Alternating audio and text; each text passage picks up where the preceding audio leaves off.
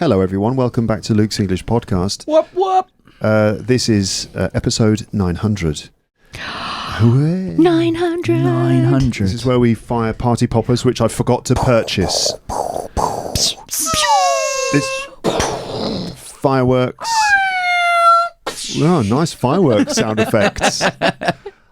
This morning I thought I must go to a shop and buy some party poppers and glitter and stuff so that at the beginning we can pop the party poppers and festoon this room with... It'd been a mess. It would have been a mess. Not glitter. Never glitter. Glitter's a terrible You will regret idea. that I hate glitter. for months. And it makes me sound like such a killjoy that I hate glitter. But there are a few... This is because, my children play with certain things. There are certain things that kids play with that I just can't stand. Glitter is one of them. I don't like paint, actually. Oh. No, it's just I'm the too same. much trouble. The reason people hate glitter is the same reason I hate sand and beaches and beach holidays. Right. I fucking hate it. I can't. It's just it gets everywhere, and there's just no way of living a week without. If you're at a beach destination, it's like it's everywhere. It's in the car. It's in it's just in everything. You find it in the fridge. I'm like, how did sand get in the fridge? Because obviously we took the little apple juice for the little one to the beach, and it fell over in the sand, and we put it back in the bag, and now it's back in the fridge with more sand. I cannot stand sand. It's the same with glitter. It's like would you enjoy rolling around in glitter all day? No, because you could never get it off, and that's why I hate sand. Okay, you sound like Anakin Skywalker, by the way. What do you mean? He famously hated sand as well. Is that right? Yeah, really? This is Darth Vader. There's a famous scene in the second Star Wars film. It's this famously terrible bit of script writing where he's going, "I hate sand." He's talking to Padme. He's talking to his love interest, and they're in a very romantic location, and he's saying he's talking about his home planet, which is like a desert planet covered in sand. "I hate sand. It's coarse and rough and it gets everywhere," he says suggestively to his love interest, and she sort of like looks at him awkwardly. It's Natalie supposed Portman. it's supposed to be romantic and even suggestive, but it's just like, oh my god, really? It gets everywhere, does it? Really? Don't tell us more about where it gets.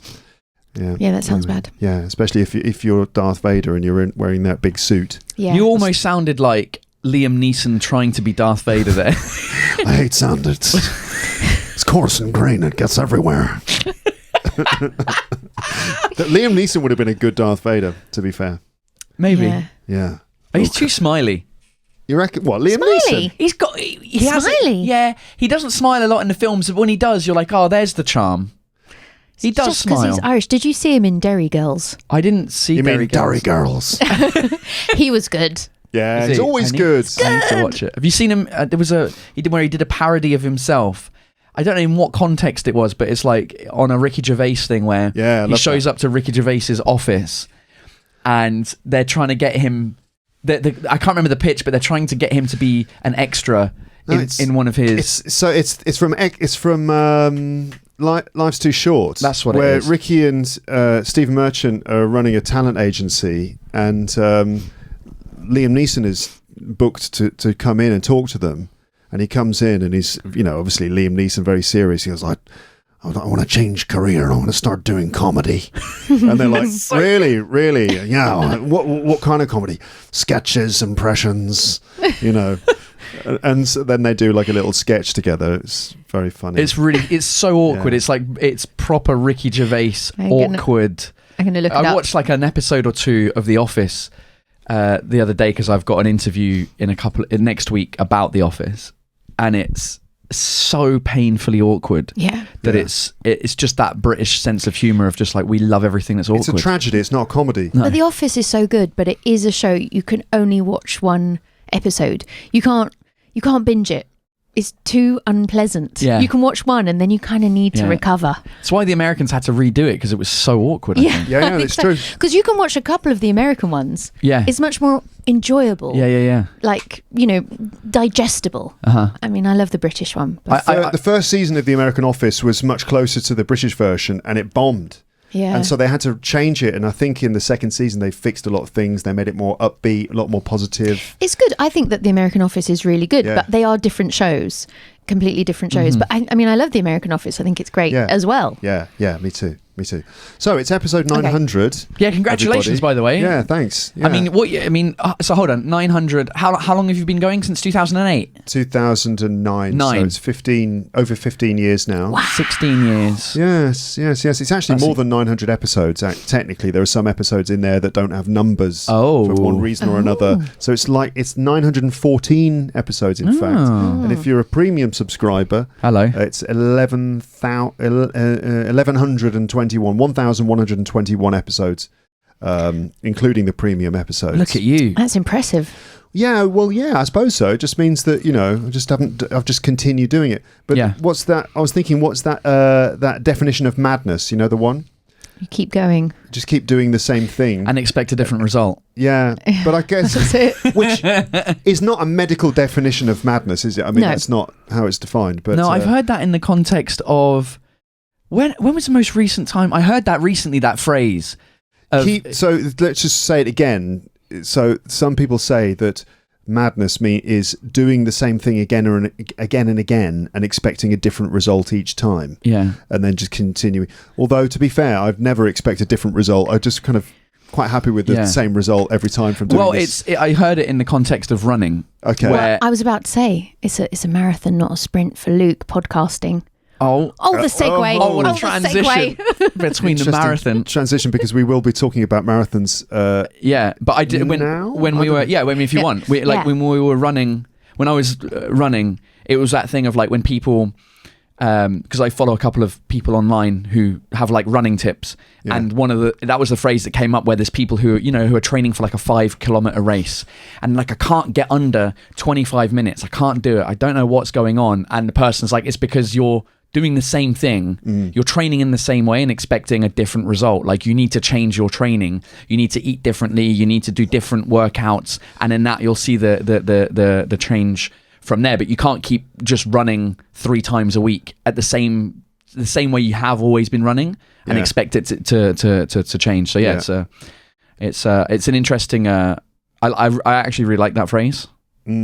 It applies to learning languages as well, I suppose, doesn't it? If your method, that whatever it is you're doing, is not working, then you need to just examine what you're doing and make some changes and stuff. Exactly. Applies to many things. It does, doesn't it? Yeah. Being a parent. Kind of. I mean, it does and it doesn't in some ways, because there is another side to that, which is, you've got to keep practicing.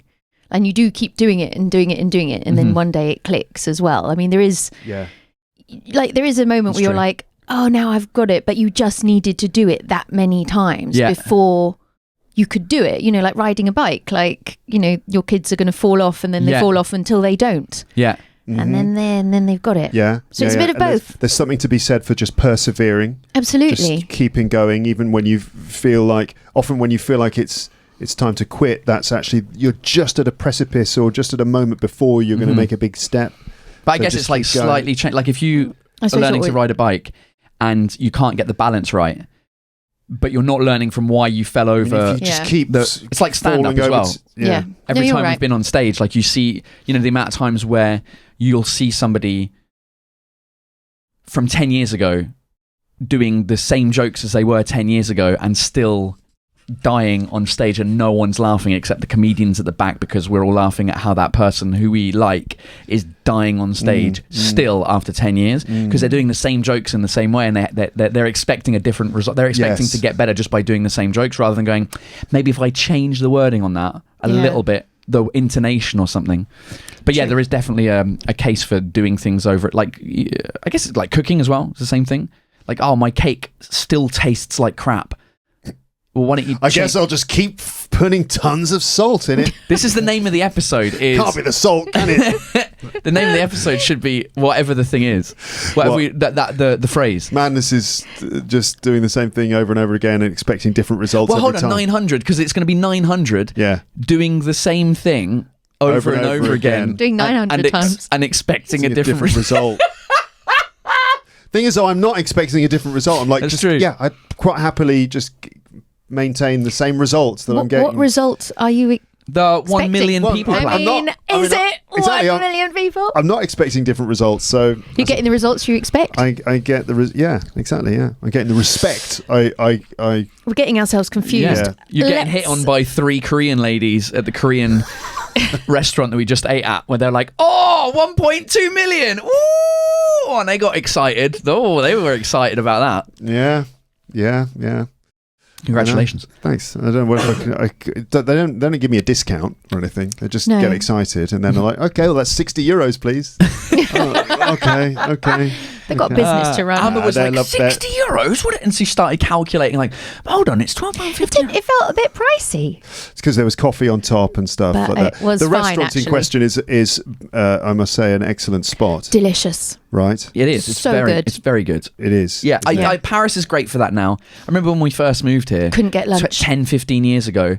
It was either you sit down and have an hour and a half lunch at a French bistro, Yeah. French restaurant, French food, French service, French everything. Where you're sitting there for, as you say, 90 minutes, and you've got to have you got to have like a starter, main course, dessert, cheese, coffee, half a bottle of wine, and you've got to make friends with the waiting staff. Or it was go Or a to a sandwich. bakery and have a sandwich or McDonald's. Yeah. And then slowly but surely, like these new, cool, quick, fast food, but good, healthy fast food. Because they're not French. Yeah, exactly. So the place we're talking about is a Korean place where we had delicious bibimbap. Very colourful collection of veg and meat and stuff and rice. Yummy. Yeah. All right. So anyway, how are you two? I thought for episode 900, I thought what better way to Bring your celebrate, favourite guests back. to celebrate this milestone by what better way to do this than to invite the two of you here to just chat about whatever. Amazing. And are we going to have a special 900 episode jingle? Nah. just the same old Paul and Amber on the I'm not expecting podcast. different results. So I'm just He's happy with the results. I don't know. Maybe. Yeah, that's true. I haven't done the jingle. I suppose I'll do it right at the beginning of the episode in some way. Okay. Yeah, okay. Maybe I'll add some episode 900 reference, or maybe I just won't. Well, you've probably since we last did an episode, we were here fairly recently. I don't was know. a bit Maybe ago. people don't know who we are because it might be like, oh, who are these two losers joining my favourite English-speaking podcast? Why is Luke looking away from the camera instead of the normal thing where, if this is for Directly video in. viewers, where he addresses the camera directly? For audio listeners, this isn't an issue, of course. Hello, listeners. Hello, This is me listeners. directly talking to you now. But yeah, that's true. The last time you were on the show, the last episode I published with the two of you was in January of this year. So that's a few months ago now. That's So maybe 50 episodes but previous? 40 or 50 episodes ago. All right, that's a good point. Who are you? So obviously, I've got a lot of long-term... Who are you? A lot of long-term listeners who know who you are and all Hello, the rest of it. the long-term listeners. I actually met one...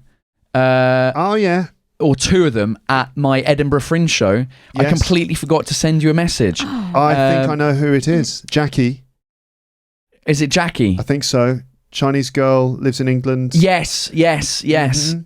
I might have had something to do with her coming to your show. Just saying. Oh, thanks for sending me people to my show. There was two people. There was her, and there was a guy, and I thought I took a photo with him, and so I could send it to you, but I don't think I do.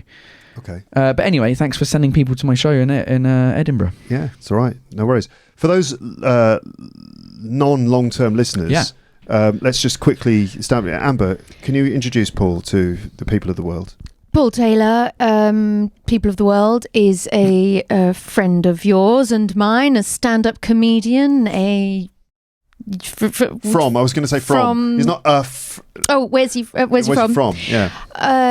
Well, it's hard to really say. England via like Ireland and France. It's very confusing, to be honest. I'm not really sure.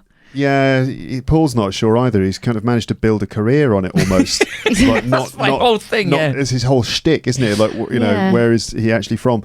But yes, English, born in Essex, mate. In Essex, Essex boy. In southeast England. Southeast England. But what's the sort of ratio of time you spent up until the time? Where did you spend your time up until the age of 21? Go. Okay. I'll do 23 because that's when I moved to France. So 0 to 2, England. Yes. 2 to 4, Geneva in Switzerland. 4 to 9, France. Where? On the other near Geneva. Okay. Opposite the other side of the border. All right. 9 to 14, Can I just stop you there and just backtrack a little bit Go on. and just like maybe give a couple of highlights of what happened to Paul during these early years? We know, for example, that in that time growing up in France, that he nearly burned down his house. Oh my God! How do you remember that? I've got no idea. I didn't know. Would I lie to you? I know, but I mean, line honestly, game. it's long gone. Oh my! Long gone from my mind. His parents, who both smoked and were slightly negligent in the way that they made sure that Paul didn't play with the matches. Sure. Yeah. Paul Well, it was the played with the 80s. matches. He burned down a tree outside his house. Like a massive hedge, yeah. And it nearly caught fire, and the house nearly burnt down. Yeah. He also nearly stabbed him. He did, in fact, stab himself in the face with a large knife, thinking that he was Leonardo from the Teenage Mutant Ninja Turtles. Have you listened back to all our episodes just before we How went do you remember live? these things? I haven't. But I've Steel he's trap. got Steel trap. in the past I have had to calculate the scores of the line game, and I've had to go back and look at the pages for those episodes, and I've seen little summary. Paul stabbed himself in the face with a knife. Yeah, and then yeah, I've yeah. remembered That's a good those story. details. Yeah. But okay, anyway, Okay. so yes, Switzerland, then France until then- the age of Not until the age of 9. Okay. 9 till 11. Torquay in Devon. southwest England. And I think we can say that a highlight of Torquay was the Babington model village. Yes, the model village near Babbacombe Beach, in between Babbacombe and Torquay. There's a little model village next to my school, Abbey School, which was the school behind the model village. Yeah, yeah, exactly. a model village, listeners, is The best thing ever.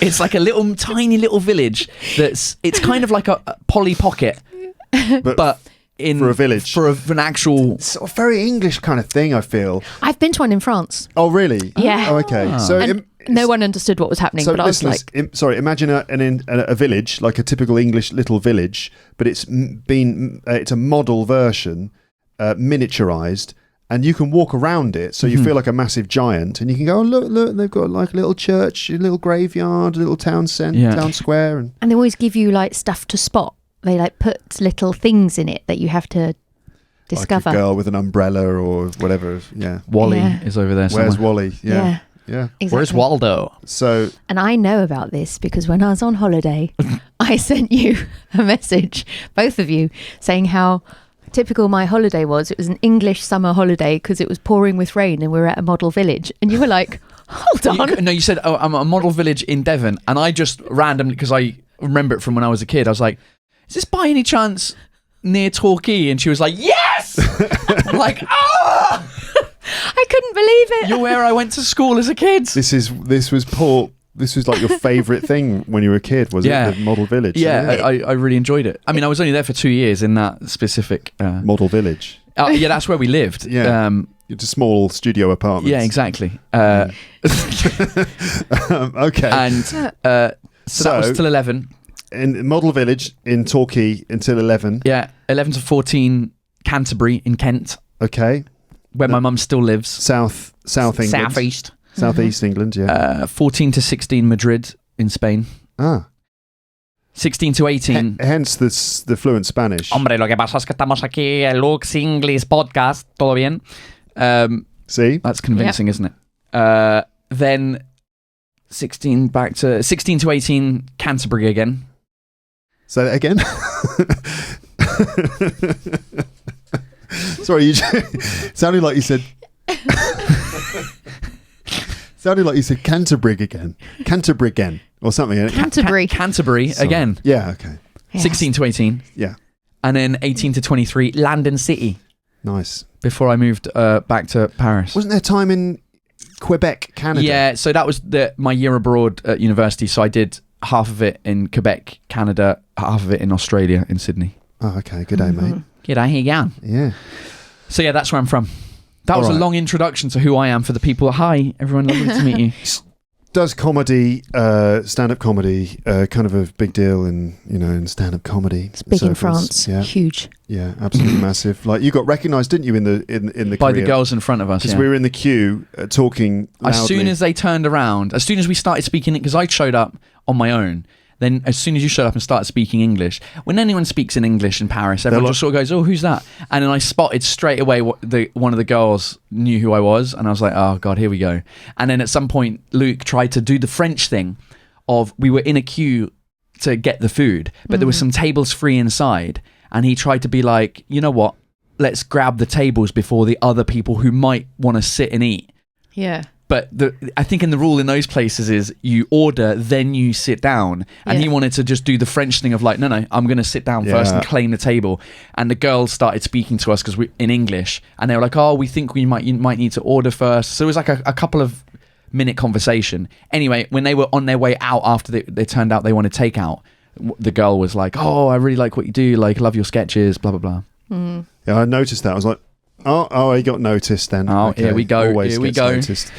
Hanging out with a celebrity. Yeah, speaks fluent French. His French is really good, but his grammar's sketchy because it's not technically his first language. So people, they hear you think you're French, but then you make a grammar mistake and they think you're an idiot. This is your joke that you tell. Okay, so voila, this is Paul That is me. Taylor. Lovely to meet you if you are new to the podcast. Amber Minogue. Amber Minogue, sister of the world famous Kylie Minogue. That's right. Danny Minogue as well. Yeah. And Danny. Obviously. Kylie, Danny and Amber. Yeah, she's the unknown third sister That's me. of the Minogue sisters. Not really. Not really. Amber is also from the UK. Mm-hmm. Not by birth, but by just being a legend over there. Born Right. in South Africa. Oh, yes. It was either Malawi or South Africa. I don't know why I had Malawi in my Swaziland mind. or Did you live in Malawi? No. Where is there somewhere else that you lived apart from South Africa? Just South Africa. Just South Africa. Okay. for. Till I was 7. Okay. All right. Wow. Then England. Mm. We also met doing stand-up. So Amber is a stand-up. Amber's a Swiss Army knife of Paris. Yeah. She does stand-up comedy. I mean, I guess the English Army knife, but the stand-up comedy on one branch, podcasting on another branch, the Pan Am podcast. Yeah. All about Paris. If you're interested of history in Paris, Amber's the person. And as another hustle on the side, does tours of Paris and monuments, museums. We've been on a couple of those. Wait, that was the last time we were on the show with my little brother. That was when we were with you. Did With that your not come brother. out? So yes, the medieval museum episode. Hardcore editing. The editing is an absolute nightmare. You still haven't released it. I'm still editing it.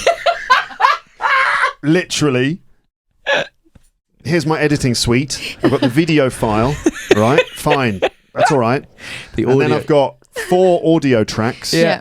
Okay, the video file is about 90 minutes long. Mm-hmm. One of the audio tracks is also about 90 minutes long. One of them is about 60 minutes long. Another one is 60 minutes long, and another one is somehow about 80 minutes long. So they all cut off at different times, Right. which I'm not even anywhere near that. I'm only about 10 minutes in. Have you? But because we're all mic'd up, so that's 4, because it's you, Amber, me, and your brother, Kyle. That's 4 audio tracks. So whenever one person speaks, I have to cut out all of the other bits of audio because otherwise you get this horrible echo sort of sound. Oh, there's applications that do that for you, man. It's like free applications that you can just input it all and it will just figure it out by itself. Really? Yeah, AI. Yeah. There's this thing called AI now that Yeah, I know. It's really but useful. I'm just sticking with I at the moment. It's like, which means I do everything. Oh, that's a good joke, mate. That's good. You got to write that down for the next time we do a stand-up. If only this was being recorded. That Pretend to write it down. that's good. Okay, all right. Yeah. Ah, Because up I with was a thinking joke. intelligence, but I like the thing of like I do I everything. do everything. Yeah. Oh, that's good. So All right, that's Amber So anyway, Minogue. it's a nightmare, So it's a nightmare. to edit. We'll never do that again. I basically edit it's about 20 seconds of the actual video. It takes me a lot longer than 20 seconds. And then I'm like, Yeah. I'll just do something else for a bit, and then I come back and edit another 20. That'll be 30 episode seconds. 1000. Yeah, Listeners. eventually they'll get the. But even then, I don't know what I'm going to do with all the different audio files all cut off. Just bin I it. don't know. But I'll turn it into something, and then we'll all, the listeners and viewers will be able to accompany us to a medieval museum and talk about tapestries with unicorns on them and stuff like that. So yeah, Amber is also a registered tour guide in Paris and knows loads of stuff about the history of Paris. She's read all the books, and I mean just all the books generally. Yeah. I have read them all. I have also forgotten them. I've read them, I've forgotten them. I reread them, I discover things that I've underlined and written notes about, and I think, oh, that's interesting. Nothing. There's nothing left. You remembered everything about Paul's past. I can barely remember my own. My past is more recent, isn't it? Yes. So yeah. Okay, all right. So there you go. The pod pals back in the podcast room. Summer. So it's September now. Yeah. We've re-entered civilization, normal life again. Yeah. How was your summer? Any highlights? Anything to report? Let's start with Paul. I was going to be like, nah, it's all right. Come End on. of episode. Hold on. There's two things we were going to talk about, because there's summer and there was the Olympics in Paris. I think we should start there. Okay. Our let's do Olympic that. experiences. Let's talk about the Olympics. Let's talk about the Olympics, and then it's going to lead into Paul. I did an episode pre-Olympics talking about, is Paris ready for the Olympics? And, talking about the fears and the concerns and the attitudes of Parisians. What did you think pre-Olympics about how this city felt about the Games? Well, I felt that they felt like London felt before the London Olympic Games, which was just anger. It's going to be horrible. Nothing's ready. It's going to be terrible. Blah, blah, blah. Why would it be terrible? Well, just the same old stuff that anyone complains about when they have a sporting event, that the infrastructure's not going to be ready. There's going to be too many people. The traffic's already a nightmare, so it's going to be even worse. It was just going to be horrific. That was just the overall feeling. And I remember London was the same thing. Yes. And the same thing happened with London, where it was amazing. Yeah. And there was no problems. There were less people in Paris than there are in a normal August, as there were in London. It was so quiet. It was wasn't dead. But it was, I agree, it was amazing. I thought loads of people were really anxious and thought, oh, it's going to be a nightmare. It's not going to work. But it was amazing. And I thought everyone started feeling really proud and like excited, and it was peak France. I thought it was so good. I thought it was really good. So that's the atmosphere, the actual games. Should we talk about the opening ceremony? Sure. What did you think of the opening ceremony? And perhaps could you explain any of the things that happened during it? Because it was a little bit cryptic, wasn't it? Paul, what did you a little bit. I mean, for those who aren't versed in, things like certain moments, like there was the Marie Antoinette moment. Best bit. And the horse running along the... I agree. That was the best bit. That was the best such bit. a good bit. So, what did... I thought it was generally shit. Why? What? No. Why? I thought like a lot of things in France, I thought the idea was amazing. Yeah. The execution was not. And there's a lot of things in life in France where you go, wow, that's a great idea, but the way it was, the rain didn't help, but the rain, the rain was not their problem. But I felt like it was for the people that were there in real life, it was horrific. Yes. Because of the rain, but two, because the ceremony happened throughout different parts of the river. So if you bought a ticket to go and watch a specific part of the river, you only saw about 20 minutes of the 3.5-4 hour long thing, because it only happened for 20 minutes in front of you. Past you. Like and then that. it kind of, the thing is like there was, our friend Sarah, who was at a point where the ceremony started quite close up, which is where Lady Gaga was on stage. She wasn't on stage then. It was raining, so they had pre-recorded her bit. Oh, really? So during the ceremony we watched on TV, you see Lady Gaga. That was actually filmed 3 hours previous. Oh, really? But anyway, that's the beginning of the show. So you would see that bit, and then the boats would all go past. And that's it. And as like Team USA, France and Australia, who were the last 3 boats, went past that bit, on the TV screens, they were still only at like the letter T in the alphabet, because the ceremony was further downstream. So you only saw the bit in front of you, and then it kind of moved on. I thought that the idea of it being outside of a stadium was amazing, but it was just everything was so long. It just took every bit was great, but there were bits that was just like, all right, we get it now. Stop. Move on to the next bit. Well, that is a bit all opening ceremonies. They're all quite long.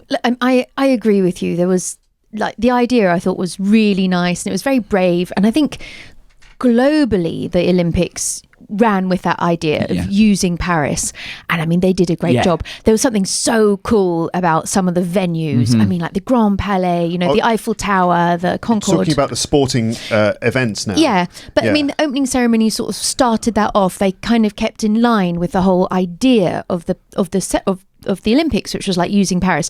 So it was a really nice idea. It was really long, and I agree, if you were actually there you were kind of not seeing anything. You were just seeing boats going past in the rain. So, and also the scale was kind of, it's very difficult because they were using an outdoor event. Even when they made something big, it was never quite big enough. And it was also liked it, though. It was also mostly during the day.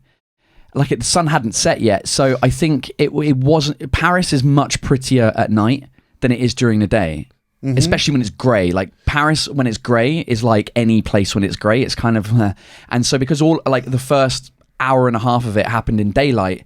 That's what for me the Marie Antoinette bit where they're in like the what's it called, the conciergerie.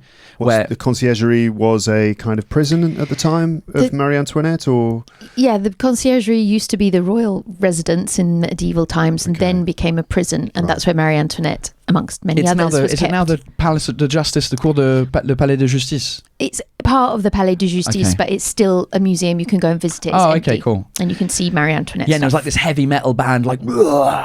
Yeah, I thought that was great. It was amazing, and then like the red firework, not fireworks, but like the streamers of like the. It looked like blood. It was good, and that for me was a part that didn't last long enough, so to speak, because there was other bits where you go. But also, I found out afterwards because I was working with Paris 24 for like the last 2 years that they had to get rid of about 20% of what they had planned, really, because of the rain. So we didn't see 20% of what they had planned, so they had to add more time on to the other bits, and it just made it really long. Like the horse that was coming through was amazing, like the metal horse riding along, but it took like 25 minutes. You're like, all right guys, we don't need it to be that long. It could have been like but I think they had planned to add extra bit, like you see the horse cuts away to something else and cuts back, but then they ended up putting like archive footage of some of the Olympics. But I think that's the problem with a lot of opening ceremonies, like they could be condensed generally, and there was like a lot of this and that, but the most spectacular things were when they were big, and that's why the Marie Antoinette bit was good. And there was also Marie Antoinette, the window, lest we forget, a woman holding her head in the window singing a song from the revolution. So it was really super cool. It was really, some people said it was a bit distasteful, but I'm like, no, it was great. Everyone not French thought that was distasteful. Well, a lot of people, I think there was I think a lot of people didn't like it, actually. Why though? It was so good. Because it's mostly sort of quite traditional people, sort of quite conservative, maybe. It was a right-wing, left-wing thing. Like everyone in the right wing hated it, everyone in the left wing loved it. Yeah, but that's why it was so interesting, because it wasn't an event which was happening in France. The opening ceremony for me really set the tone that this was Paris 2024. Like this was an event that's happening in Paris, and like in Paris you can laugh, well not laugh, but you can like turn into art the revolution, and you can have drag queens, and you can do all these things. And you can like mix the old and the new. It felt very Paris, rather than like I middle think that's France. what people criticize it for. Like it was too Bobo Parisian. Yeah, but if it's too middle of the road, how boring. Like it's much better to be criticized. I mean, exactly. If you want to make something, so I think overall, like I didn't enjoy it. I thought it was too long, and I thought some of the pieces were just like, all right. There were bits of it I really enjoyed, but I just felt like it was an hour and a half longer than the London opening ceremony. Yeah, because I couldn't help comparing it to the London one. Of course. And as a result, I found it a bit incoherent. Because the London one was so amazing in the way that it told the story of the Industrial Revolution and that moment where the 5 rings of, these kind of red hot rings that have been kind of smelted from liquid metal, and they're carried across the sky, and these industrialists are all making it happen and stuff, and they come together and the sparks are flying and stuff. It was incredible, you know. And the Queen jumping out of a helicopter. That was good. With James Bond. Exactly. I think the you know, it reminded me of a lot of, again, France, like not being a very good entertainment provide. Like they're not good at TV. They're not good at like, you know how Americans are amazing at entertainment. They love the show. Even a football game on a Sunday for them is like cheerleader. Yeah, let's do the show. And the UK is kind of in between. Like, we're good at entertainment, but it's more authentic than American entertainment. Like a late night talk show is the perfect example. Americans, it's too like, rah, rah, this is fake. Let's do some fun games. Graham Norton, it's the best late show talk. I mean, I'm biased. I'm English, of course. French late show, horrific. And so that was the idea is good, but it felt like the directing of the TV version was horrific as well. Like, they didn't know where to cut to. There was too many cameras. There was too much going on, and they would cut from a thing where you're like, that's amazing, and it would suddenly cut to a weird like zoom out of a boat. It was very discombobulated. That lack of coherence running through it. I mean, like some moments were fantastic, but the whole thing didn't quite hold together in the way that I hoped that it could. Like, you would have hoped that Daft Punk would have gotten back together for the music part. Do you know what I mean? Like, it felt like there was so many more French references international. David Guetta wasn't a part of it, and he's like one of the he's the biggest. Like, you just go, there were little things like that where I was like, there could have been. But I think they were also, I think we were ready to give them a little bit of grace because they were quite audacious with what they were trying to do. Yeah, for sure. The rain was a real bummer for them, but they also responded, I thought, in really interesting ways to things that people outside of France might not have been aware of. And I found really powerful, like, and I can't remember her name because I'm terrible at remembering anything, but you remember this young woman who was singing on the Pont des Arts, and she's a very famous French singer. Aya Nakamura. Yeah. So good. So there was this big, as I'm sure you're aware, drama. So she was going to sing in the opening ceremony, and there was a big right-wing faction of people who were like, oh no, she shouldn't sing, you know, she's not French enough, even though she's the most listened to French artist. Because the problem is it's centred around the language, which was so interesting. No, it wasn't centred around the language, it was centred around the colour of her skin. Yeah. And they're pretending it's about the language, aren't they? Well, it's both of them are linked, right? But the language thing... No, because if she'd have been... I don't think... they're just using it. French people are funny about their language, but I think if she was... I thought if she spoke French like Idris Elba speaks English, there'd have been much less of a problem. I don't know.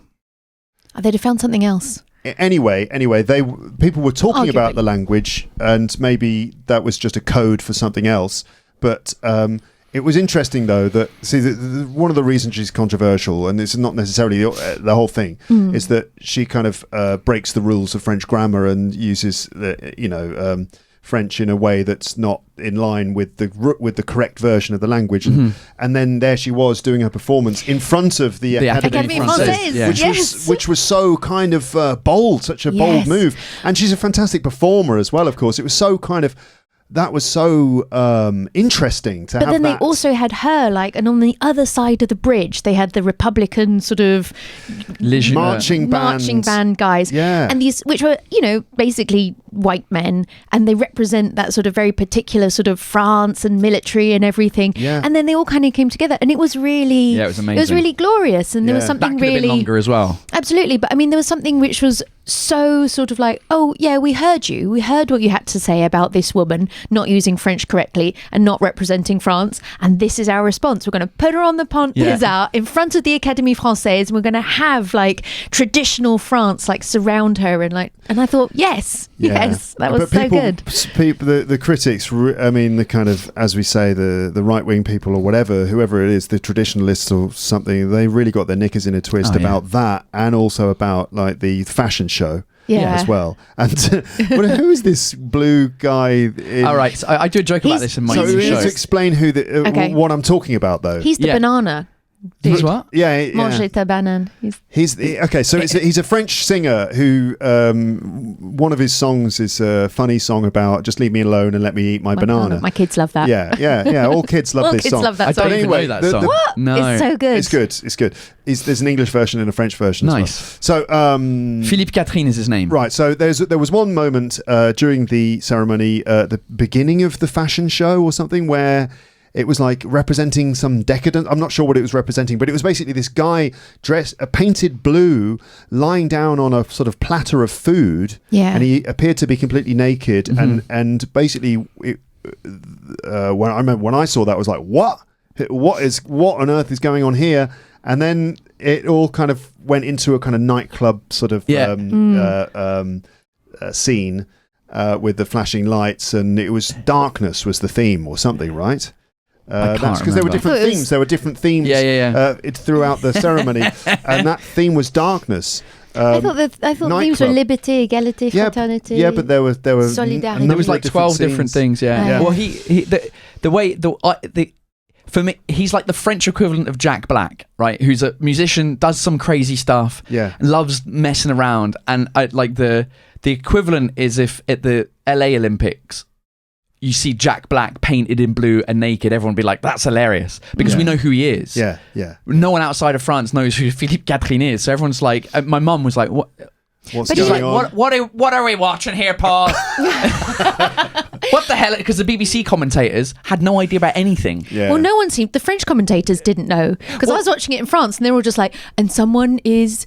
Hey, it's this guy. They seem to be completely clueless. Although the French commentators, they were lucky enough to have Daphne Burki, who designed all the costumes. Yeah, but she had no idea what she was talking about either. But she was crying for most of it as well. So this is the problem, though. This is what I mean. The fact that it was incoherent. No one understood what any of it represented. But it doesn't. But except maybe you. No, but does it matter? Like, so he was this guy in blue. So there was two things going on there, arguably. But I don't know. You need to understand it. So he was a sort of Dionysian sort of figure.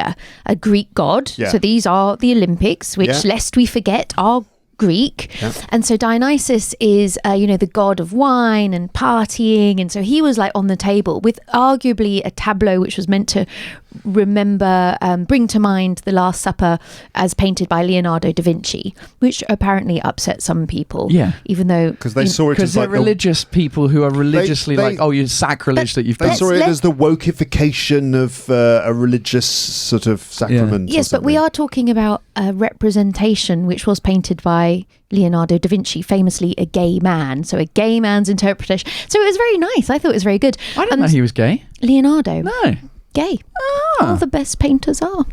And so, I mean, it was sort of simultaneously like Greek gods and parties and debauchery and maybe a bit of Last Supper or not. I mean, because no one's actually seen the Last Supper. It didn't really. Supper. Could have just been a supper. And then they had like why does it have to be the last one?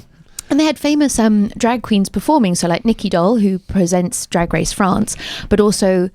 and I think her name is Piche, which is a drag queen who is also part of like the traveller community, the Gypsy Romani community, and that's a big important for her as well, because that's a much maligned group of people, not just in France but all around. I thought it was really good. I loved it. I loved their fashion show. It was that went fun. Too long. That was the thing. I was like, this is getting too long now. Depends how much you love drag. So I was there for it. I could add more. Yeah, that's true. Bring me the drag. I thought it was great, but it was fun that it was included. Yeah. And I think that was what was interesting. So I agree, like maybe longer, it could have been shorter, it could have been tighter. It didn't have that same spectacle as London.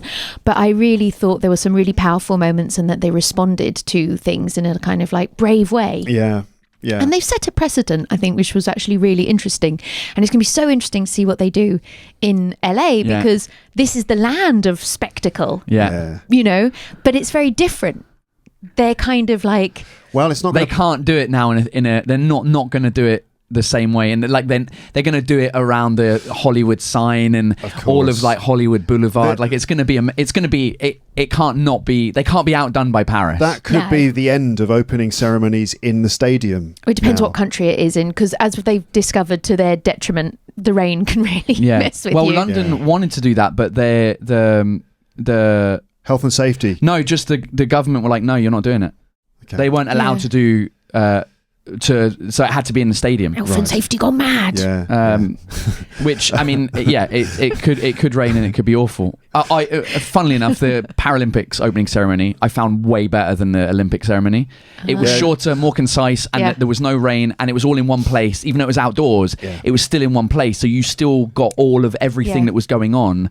And it was very, like, I got emotional during it. It was really, really cool. I thought it was amazing.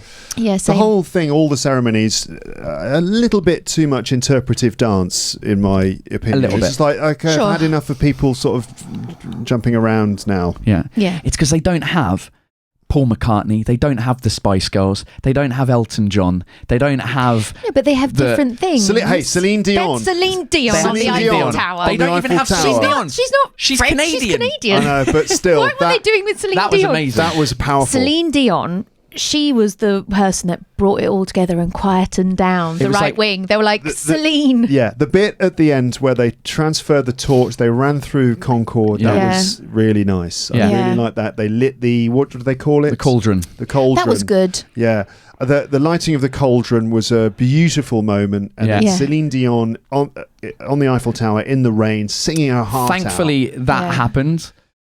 In the sense of, like, I think if you'd waited 3.5, because we were all waiting for Celine.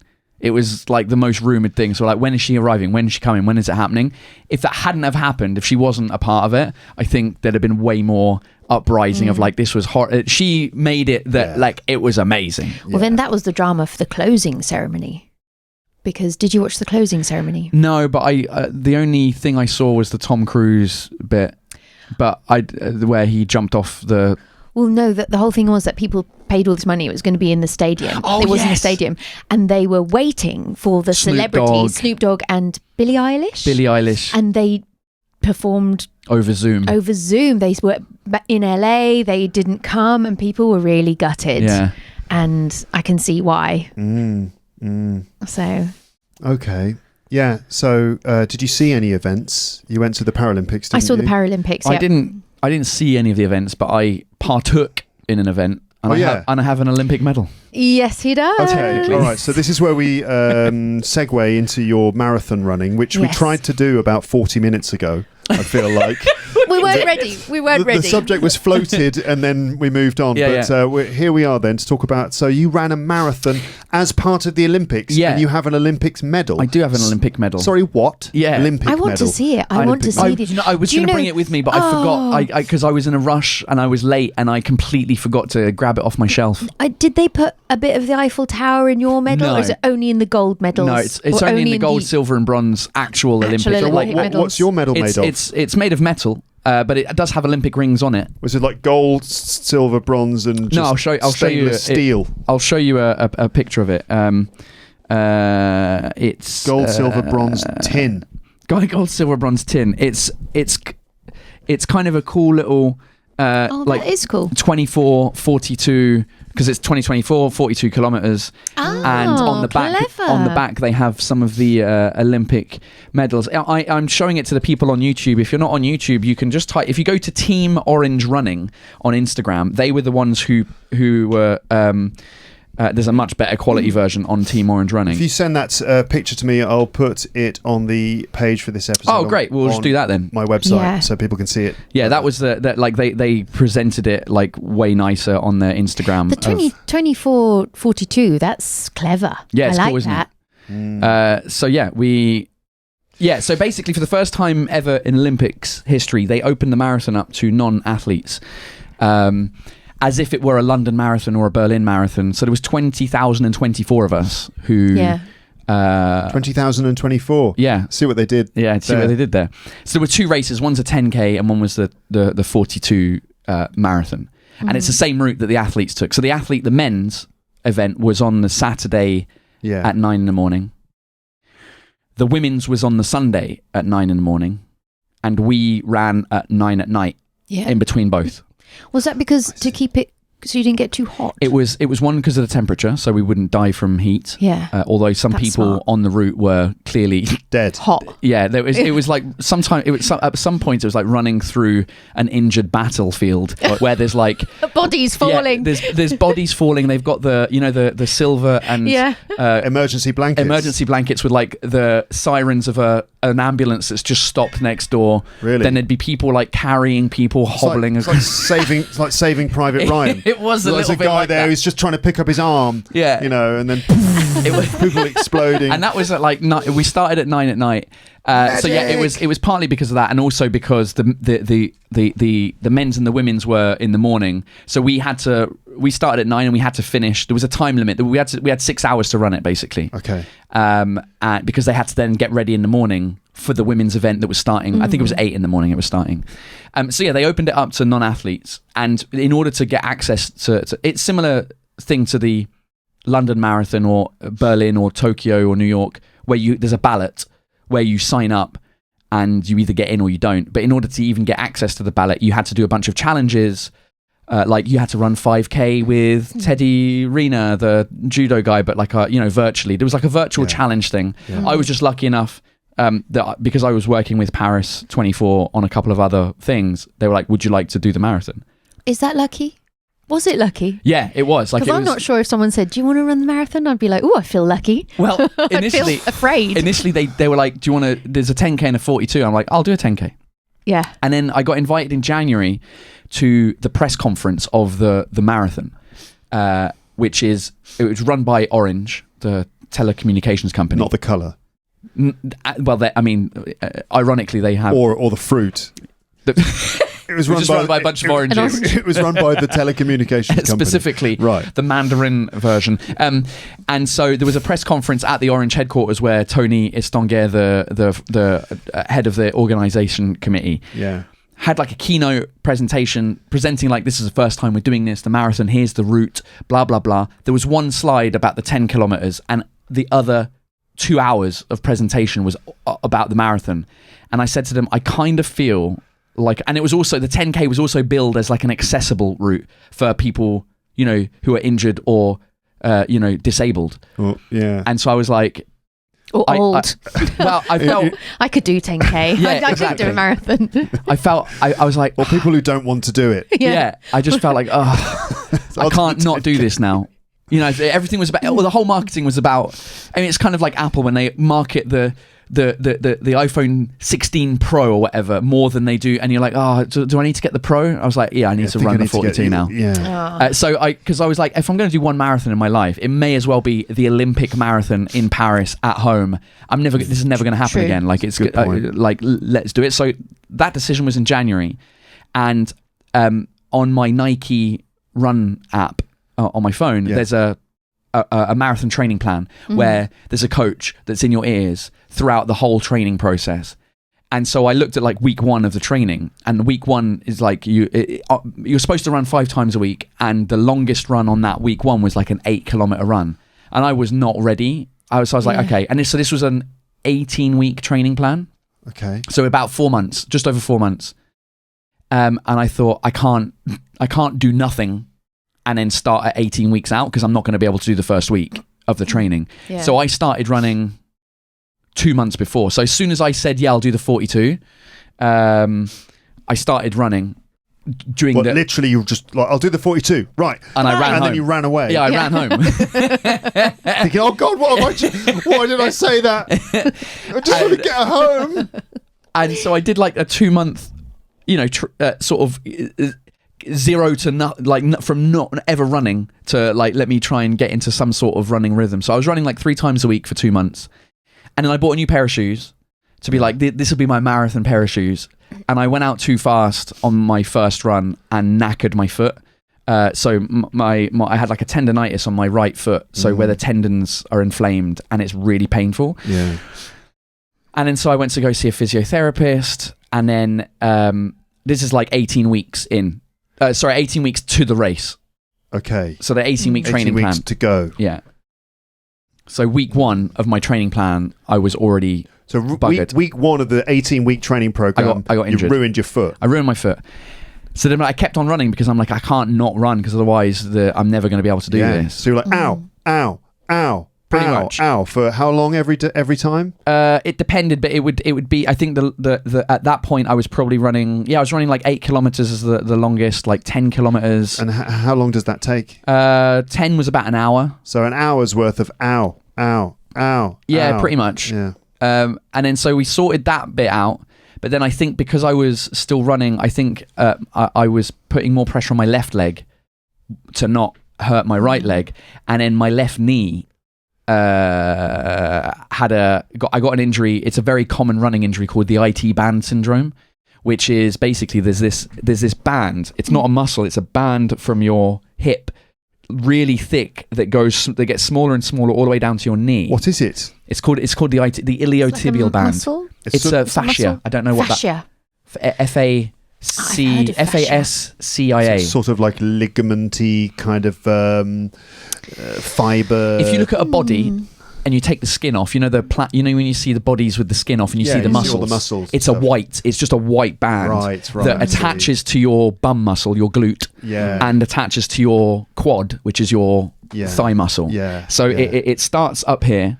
By your hip and then goes down and over your knee. And every runner who pushes too hard has this thing where as it's going over the knee and you're bending your knee, it just inflames this band and it just basically inflames, and it's the pain is like a migraine in your head but in your knee, just underneath your knee. Ooh. That does not sound good. So that happened. So your right foot's going ow, and then your left knee's like, hold on a minute. Well, my right knee, we figured out the thing on the right leg. The tendonitis was on your right foot, no? On my right foot, yeah. Okay. So then that disappeared, and then about 3 days later, this popped off. Your knee starts going ow. Yeah. And so back to the physio.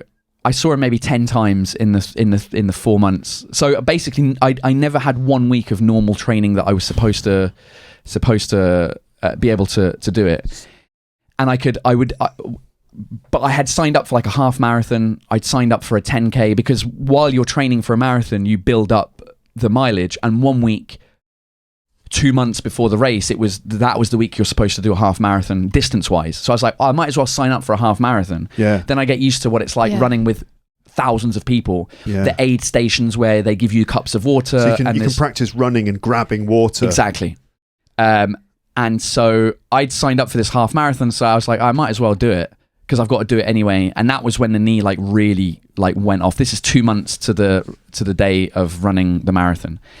And basically from then, I didn't really run anything. I ran a couple of times, but the training plan was out the window. I said to my physio, I don't know what to do. Do I keep running, but keep hitting a wall at 5 kilometers and it really hurts? Or do I give my body a rest for like a month or longer and just hope that'll sort it out? And he's like, I mean, let's take a break and see what happens.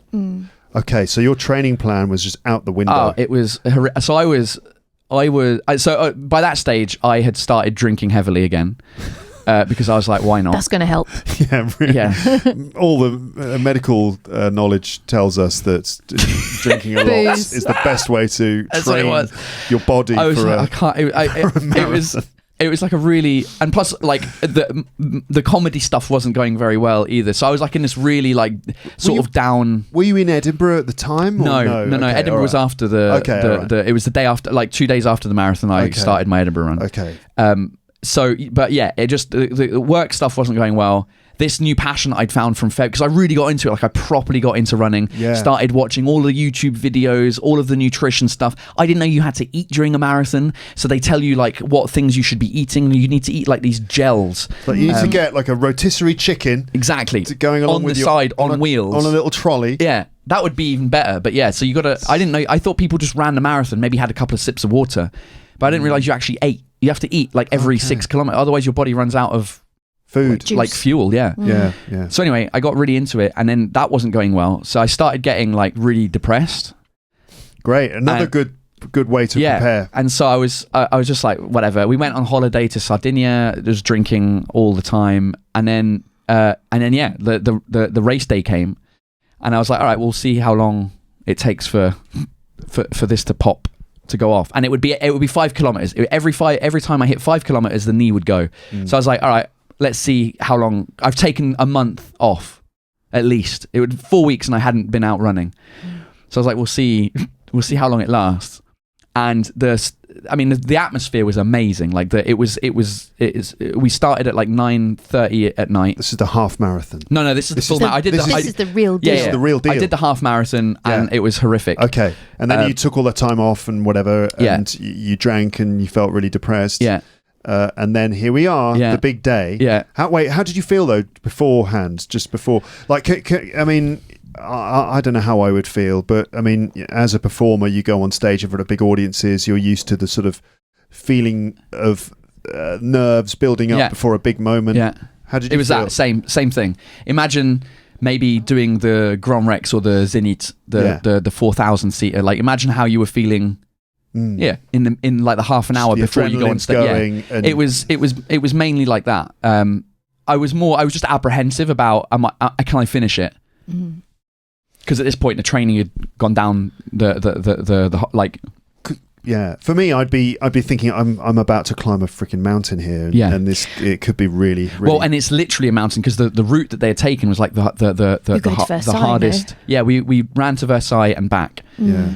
And it's the hardest marathon that's ever happened in the Olympics. Running uphill. There's an incline of like 13%, and it lasts for about 800 meters, so almost a kilometer, like uphill. And that's what you do. It's two massive inclines basically in the thing. So it's literally like running up a mountain. So yeah, I'd watched. So now I compare it to having kids. In the sense that you can watch all the videos, read all the books, get all the equipment, and listen to people talk about having kids and how difficult it is, and the sleep deprivation and all the stuff. But until you've actually had one and gone through it yourself, you don't know how difficult it is. And that's what I felt with the marathon. It's like I watched people talk about how difficult it was. You hit the wall at 30 kilometers. You always hit the wall at 30. But then you end up crying, and it's like the most thing. And you're watching this going, all right, yeah, okay. So you kind of know what to expect, but it just hits you in a completely different way when you do it. Depending, I mean, I guess some people have like successful marathons.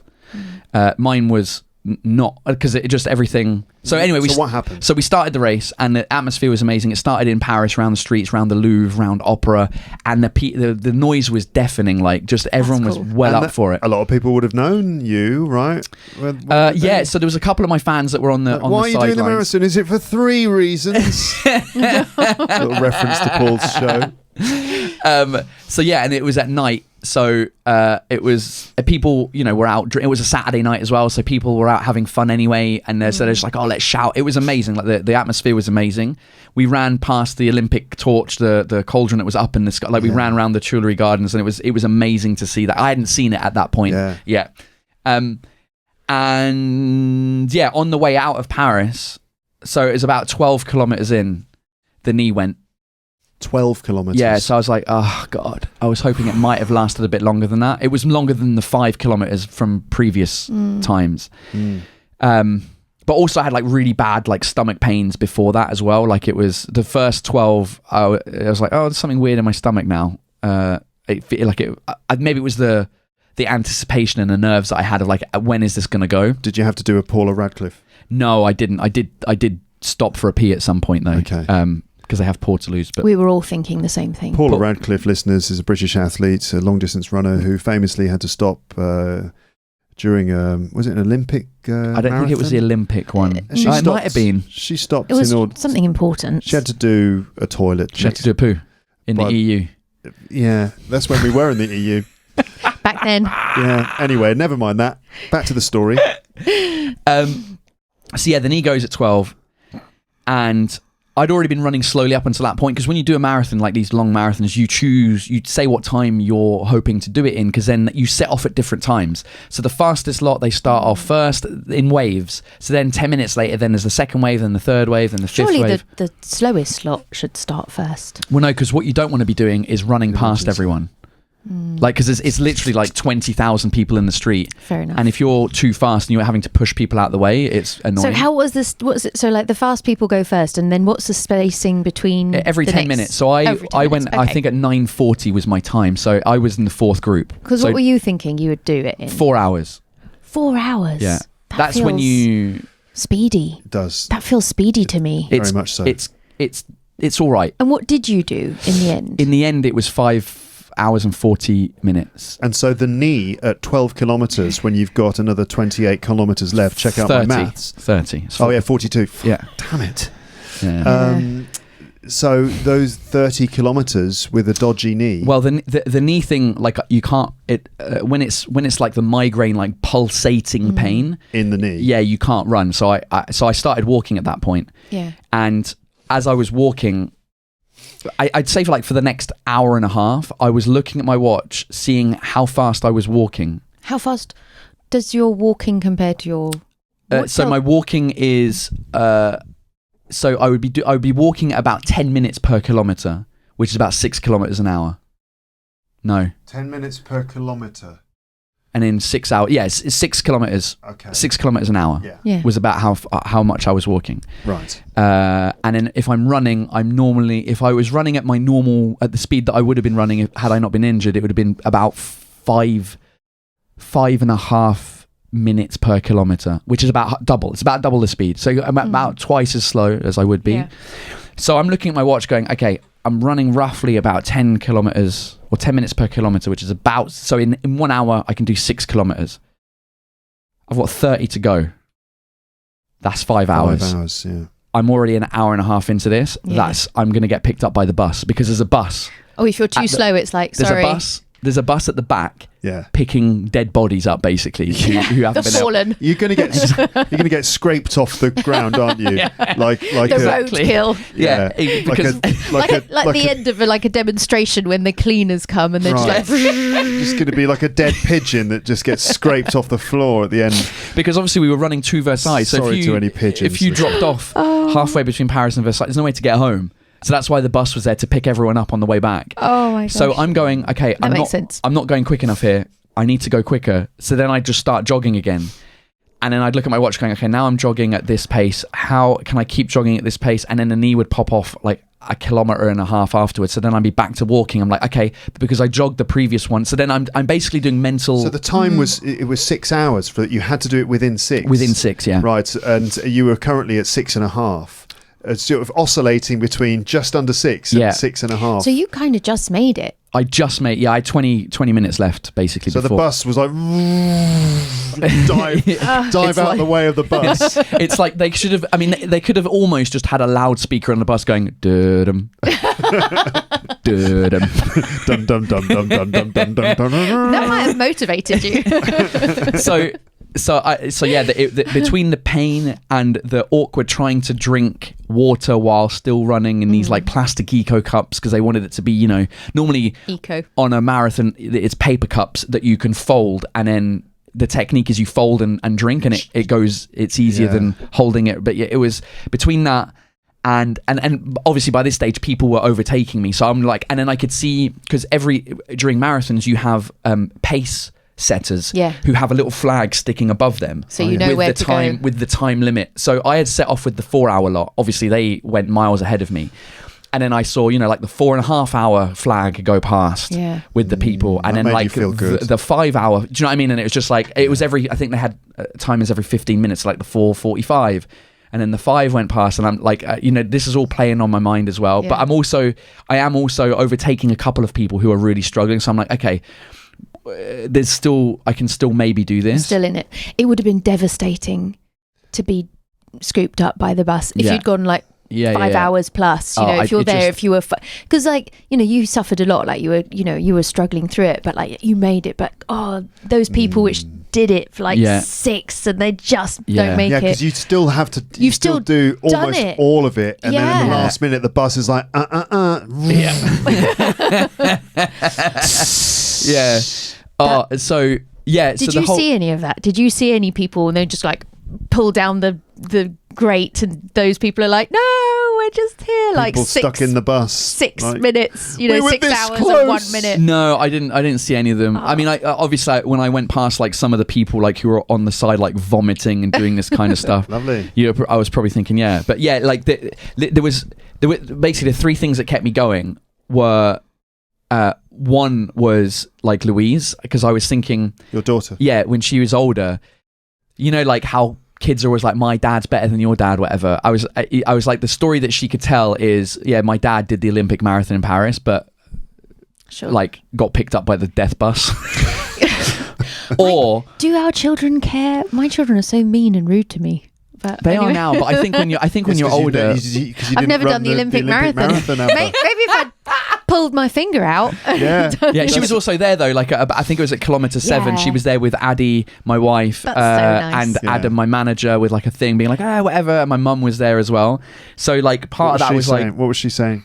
Who, my mum? Yeah. You're fucking amazing, Paul. I don't know how you do this. I tell you what, you just keep on running, don't you? You're You just keep on unbelievable, doing it. my son. So she was in tears. But yeah, I think it was like the story that she could tell when she's older is like he ran the marathon but gave up, or he ran a marathon, here's the medal to. So I was like, that was one thing that was going through my mind. The other one was like a phrase that I'd heard literally like 2 days before in a running video online, which was like the phrase was, the pain is temporary but giving up is permanent. So I was like, ugh. And then the third thing was just the amount of people on the side of the road, because we all had our names on our bibs, right? So you got the number, then you got your name, and then so as we were running past, the crowds in the middle of nowhere in between Paris and Versailles, they'd just be out on the side of the street. Allez Paul, allez Jérôme, on y va Marie. And it's just like, you can't not like. I felt ashamed walking. He's so hungry for attention. Yeah. Public opinion was what pushed it forward. Honestly, it was though. But if someone's clapping, he's just the energy, just like more. Yeah, it's more just you could just bottle that feel, energy. but you feel awful like walk, because they don't know your story. You know, they're just a random, so they don't know. They just think you're shit, and they're like, "Allez, tu peux le faire. You can do it. Come on, you can make it to the end." Like, no. I've got an inflamed IT band. IT band. Yeah, I've got a headache in my knee. Yeah. And it was so down. that was the thing where. There was times where I just there was like a point where I was like, I wish everyone would just go away and just let me be in my own mind. Yeah, but if they'd have gone away, you'd have stopped. I mean, that's the whole thing. It's like they are giving you that energy and support. It's lovely. Yeah, if they'd gone away, you would have just been like, wait a minute. How long did it take you to recover? Like, how are you feeling now? Surprisingly less time than my half marathon. So I went to so obviously the next day agony. Like once up until I went to sleep, I felt fine. Like afterwards, I was like, yeah, I can walk normally. This is all right. And I went to sleep, and when I woke up, the pain, I couldn't really walk with the knee, because the problem with this thing is because it inflames as you bend your knee. Then you can't bend your knee. So I was walking with a straight leg, and then so going downstairs is horrific. But that took me about a week and a half after my half marathon. This one, it was like a couple of days later, I was like, oh, I can actually walk almost normally. It's still a bit painful. And I went to Edinburgh to do my run of shows, and after a week, it was all right. So, would you do another marathon? Yeah. Oh, he's been bitten. He's been bitten. Yeah, totally. Why would you do because another marathon? I want to do it not injured, not just in to like see, pain. To see how well I could. Also, any marathon is going to feel like injury, and the sort of challenge of it might not be so bad. Also, the marathons are really exciting. I think doing one in the United States, like going to the New York Marathon or something like that, because talk about giving support. I hear that they're incredibly, that it's really fun. And Attaboy, you could do it, Paul. Come on. Yeah. And so, well, what was funny was as I was running past, and people were like, allez Jérôme, allez Paul. And then as I was walking past, like, mais c'est Paul Taylor. So I had it was about 5 or 6 times where people recognised, they said my name, and then they looked at me and like, that's Paul Taylor. And then I'd be shouting back going, but as I was doing my running research, I discovered the marathon majors. So it's like the tennis majors. You know, like the US Open, the French Open, the Wimbledon. Yeah, so they have the same thing for marathons, which is London, Berlin, New York, Boston, Chicago, and Tokyo. And at the you get obviously individual medals for each, but there's like a Power Ranger combined medal of all 6 if you do the 6 marathon majors. Oh yeah. So I'm kind of thinking I might want to do those. I've heard about people like you. Well, they become addicted to running. Yeah. Marathon addicts. Yeah, exactly. And the thing is, I feel like if I don't like, I went running for the first time today, this morning, since the marathon, which was just over a month ago. And what did I was going to say, what did your body say to you? Fine. It was good. Actually, now, weirdly enough, my knee's hurting. It's that chair, I'm telling you. I see what you mean by it. You sliding down the whole time. Complaining earlier on, listeners. I was complaining about this chair that I have in my podcast Yeah, you need room. to. I need a new chair. Can you not get an inverted cushion that goes upwards? I should just get an inverted cushion that goes upwards. That's but a good otherwise, it's something wrong with it, and it's leaning forwards ever so slightly by a couple of millimeters, and so you get that horrible feeling it's sliding forwards. Yeah. And it feels like your underwear's going right up. Yeah. Just right up in the crevice. Good. It's not good. So yeah, I think if you don't sign up for another one, I don't see I went out today, I was like, that's cool, but I don't have a goal anymore, whereas before I was running because I was like, oh, I have this thing coming up in 3 months. You need a deadline. Yeah. So kind of thing, like anything. One of those people that you've got to have a deadline to get that comedy show written or to whatever it is. I'm definitely one of those people, yeah. But why not? I mean, I think if you can train and so it's not hurting your body, why not? And I do think the stakes were different with the Paris Marathon for you, but there is no shame in not completing it. No. I know for you're personally you want to do it, but you should be doing it for you. And if you're feeling awful, there's no shame in being picked up by the naughty bus, being scraped off the road. I like getting buses, me personally. I did quite happy on a bus. I did an 18k run. Wow. I thought you meant I did an 18k bus ride. I've done loads of them. Yeah, don't say wow. You did an 18k run. I signed up for an 18k run, and it was through the Champagne region. Oh, and where you have every kilometre you drink a glass of champagne. Some champagne, yes. So there were 4 stops. So you go and you get 4 tokens for champagne.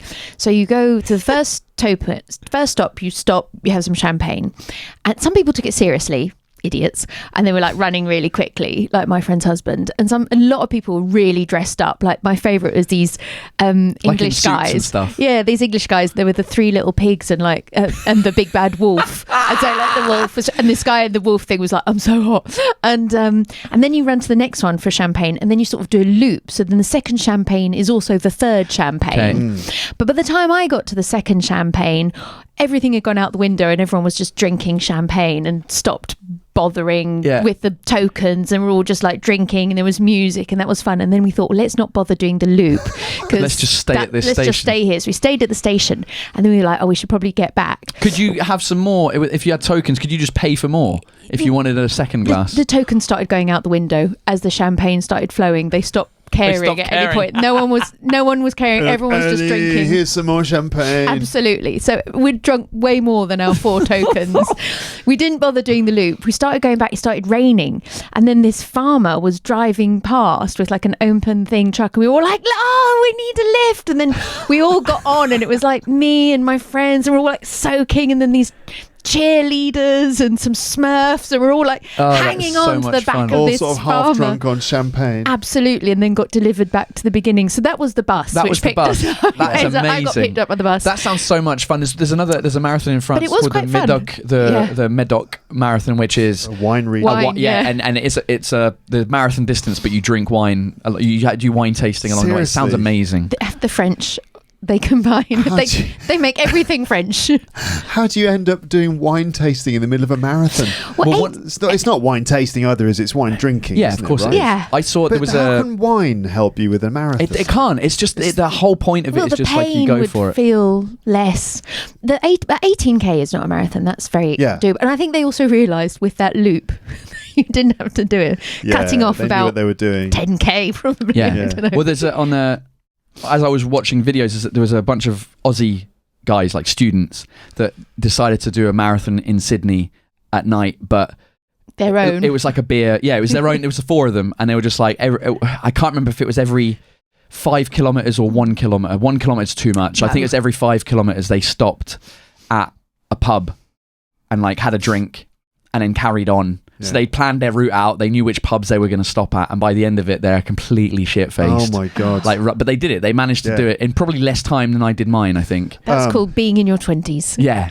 Yeah, totally. What that is. Yeah, exactly. Yeah, you can just keep running and drinking and running and drinking, just running and drinking. Just running and That's drinking. my life when I was 20, Yeah, probably, just exactly. running around drinking. Did you see the English guy this year who broke some incredible records and basically ran the entire length of Africa? Oh, see yeah, this? the Yes. hardest geezer. Hardest The geezer, hardest yeah. That's his geezer. name. What's his actual name? Russ. I think his name's Russ. Find out He for didn't us. look Hey, like Siri. he had the complexion for running the length of Africa. Exactly. So the guy is, I can't remember his name, but he's on YouTube. He's the hardest geezer, right? And he's known... Russ he's- Cook. Russ Cook. He's known for his running videos, and he does these incredibly... Yeah, he looks like me with a bigger beard. Yeah. He's more ginger than He's you. more ginger, yeah. He's a very ginger English... He's a very ginger man. very ginger English man. And this is the guy who chose to run the length of Africa. And as you say, his complexion certainly was... Yeah. Not Like, compatible. You're just thinking, first of all, you're going to run this length in this climate, but with that ginger hair and that complexion. Yeah. Yeah. Wow, but incredible. Yeah, I mean, how many unbelievable. kilometers did he run? I mean, it's something like, I don't know how many consecutive marathons. He would run like 2 marathons a day. The Yeah. equivalent of, or something like And that. he did that for several months, no? It was almost a year, I think, or just over Almost a year. a year. Africa is enormous. Yeah. It's so big. Okay, 349 days, 19 million steps. Finish line, start line, average daily. It doesn't tell you how many kilometers there, it says. He looks pretty cheerful. But, I mean, that's about a year and running at least a marathon in distance every day. Or 2. Yeah, and I thought Eddie Izzard running Because he 27 did one every day. for Did a he? month. He did at least a marathon. It was 27 was- marathons in 27 days or something. It was. How long was Nelson Mandela in prison for? Was it 27 years? I'm not sure. It was for every year that Nelson Mandela was in prison for. Okay, but this guy has just completely smashed that, doing a year's worth at least. That's incredible. Unbelievable. I mean, Unbelievable. How can your body do that? How can you actually manage that? I mean, I saw some of the footage About of it. 10,000 miles. In So about total. 16,000 kilometers, yeah. Blimey. That's Wow. incredible. Yeah, and he's That's doing, crazy. he's doing it for charity, right? Yeah. Should probably- And then Say which charity it is. And then this summer, not only did he do that and finish it at the beginning of this year, Yeah. because when I started doing my running stuff, I found him and I was like, oh, this is me just doing the Paris Marathon. All right, mate, calm down. Yeah. Yeah. He then, when it was the Euros in Germany, he ran to every game that England played. So he ran from England to Germany for the European Football Championship. Of course he did. To Why like, not? To like Stuttgart, and then 2 days later ran from like Stuttgart to Frankfurt or wherever. Like, so he ran to all the stadium games. There was a couple of days where like from England to the stadium, Where's he Yeah. from? and then back to England again. no, I think he's from London or Essex. He's got a proper. Do you know? All right, boys and girls, here we are. It's like day 3. Do you know what I mean? Oh my gosh. He sounds exactly like that. Hold on. Proper Essex sort of Cockney. Day 6 of running to every England game at the Euros. 61 kilometres down today. 10k to go to the stadium. Collars are up. Business mode is activated. Business mode is activated. What? How did? Business mode is activated. Come on, lads. The collar's up. What? I mean, but what drives you to be like? I know. I'm gonna run Africa. Yeah. I don't know. He had a lot of problems growing up, I think. No, you surprise me. And yeah, he I thought can't he'd remember run his away full from them. story, but yeah, it's pretty. He was growing up ginger. He needed to be Yeah. fast in London. And he I was think- like I to think survive. his next challenge, I think I read somewhere or I saw him. He wants to run. I'm looking at your map behind you from the south of America, so the very south of Chile, yeah. all the way up to the North Pole in Wow. north of Canada. Yeah, Wow. Is he okay?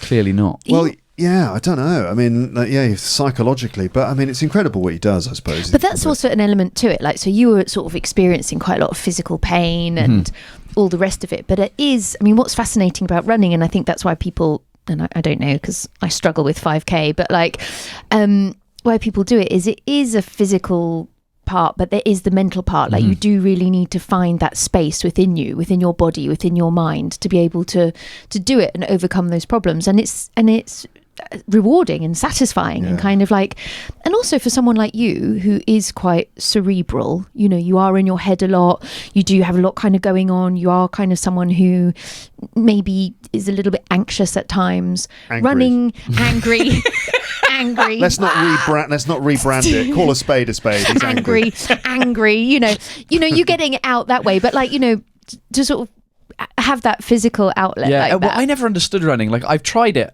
many times over my life.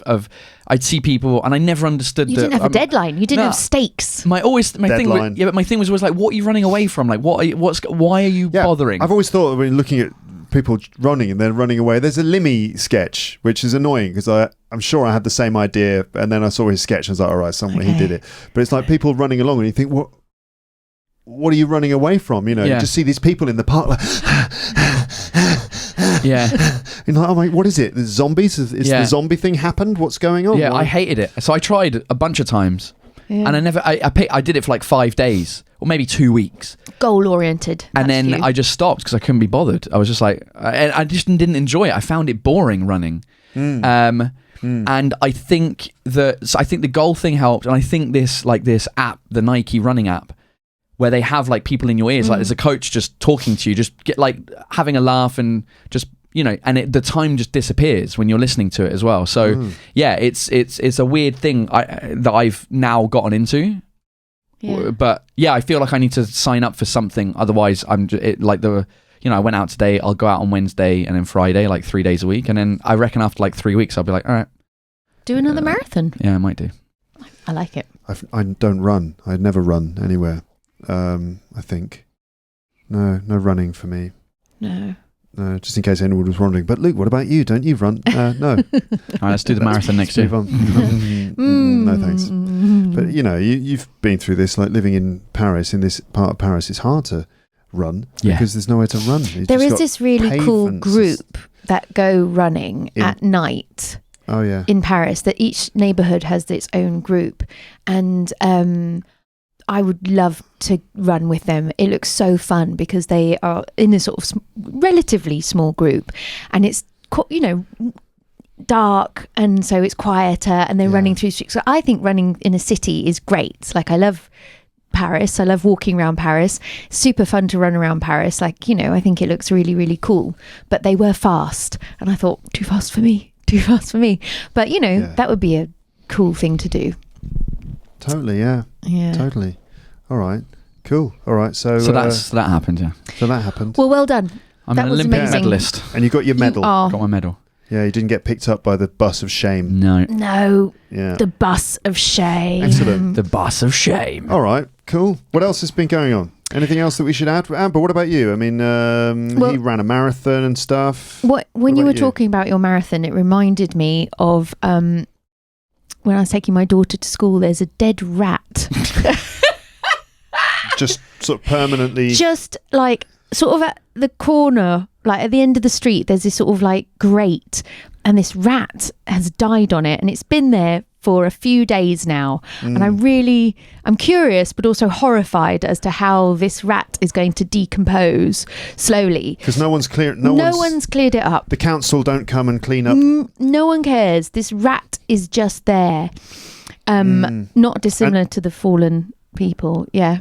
Has your daughter spotted the rat? Yes, it's impossible not to spot the rat. How old is she? Not the rat, your daughter. 4. She's 4. Your daughter's 4. Okay, so what has she said about this? She said, well, and this is where I thought children sometimes see the world in a better way. And she said, maybe he's in an enchanted sleep.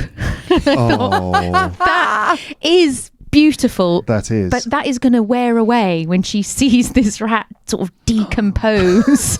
And the enchanted sleep is going to turn into a sort of maggot-infested horror. Oh. So I do hope the rat gets cleaned up before the fantasy is destroyed. We had that with a pigeon in our garden because our cat destroyed a pigeon. My wife sent me a video of the cat and like Louise was hanging out next, my wife's narrating the video, being like, "Oh, and here are all the feathers."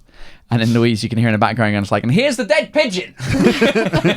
And so the pigeon was getting like its neck ripped off by the cat. Oh. And so my wife took the pigeon and then like put it in the bin, like the outdoor bin. Yeah. But for some reason, in the bag that she'd put it in, she'd put other like the rest of the household rubbish on top of it. And when the bin men came, they emptied the bin, but the bag at the end didn't slide down the bin and end up in the bin, so in the truck. So the bin was put back in our front place, and the pigeon was still in it. Oh no! And it absolutely stank. It was like, and then the maggots were in there. It was, it was, and it just, oh dear, poor pigeons, poor rats. Of course, I have to say that because I was doing a walk and talk episode. You know, the day that we went to the museum, I walked and filmed something on the way, and I encountered a dead pigeon on the side of the street. And in the video, I go, I'm walking like, oh, there's a dead pigeon. We don't want to see that. And then I got a comment from someone saying, No. I thought you were better than that. Now I understand that you don't care about animals. And like your first reaction was to say, when it should have been poor pigeon or something. So I got dissed for being, I don't know what. I told you about not vegan. What my crime was there, but anyway. Not empathizing. Well, I had that. I saw a squashed pigeon on the road. It'd been run over. And I was with my son when he was little. He was like, maybe not even 3. Yeah. And like my first instinct was like, oh, take him away. Don't let him see the pigeon. And then I thought, oh, this could be a learning moment. And so I took him to the pigeon and I was like, look at that pigeon. That pigeon's been run over. That's what happens if you don't do your homework. Well, I was like, that's what happens if you cross the road on your own. Because we lived at Barbès and it was like really big roads and like Boulevard Magenta. I was like, that pigeon crossed the road without its mummy.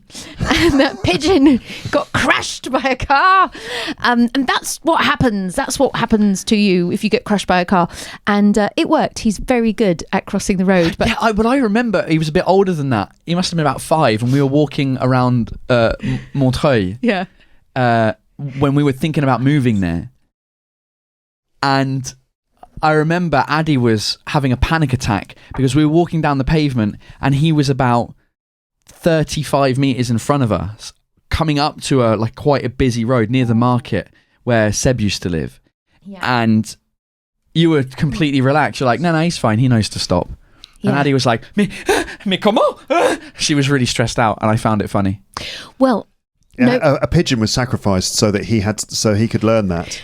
But I mean, she should take a feather from my book. But to be fair, I was only with Addy and your lovely daughter not that long ago, and she's right to be scared because she's not had some pigeon education because she ran across the road. Did she? Yes. She's mentalist. And we all felt, and I felt sick to my stomach. I thought, terrifying. It was a quiet road, but nonetheless, road safety. Yeah, you need to find yourself a dead pigeon. Yeah, maybe I'll just I'll find a pigeon. Take that pigeon out the bin, put it on the road.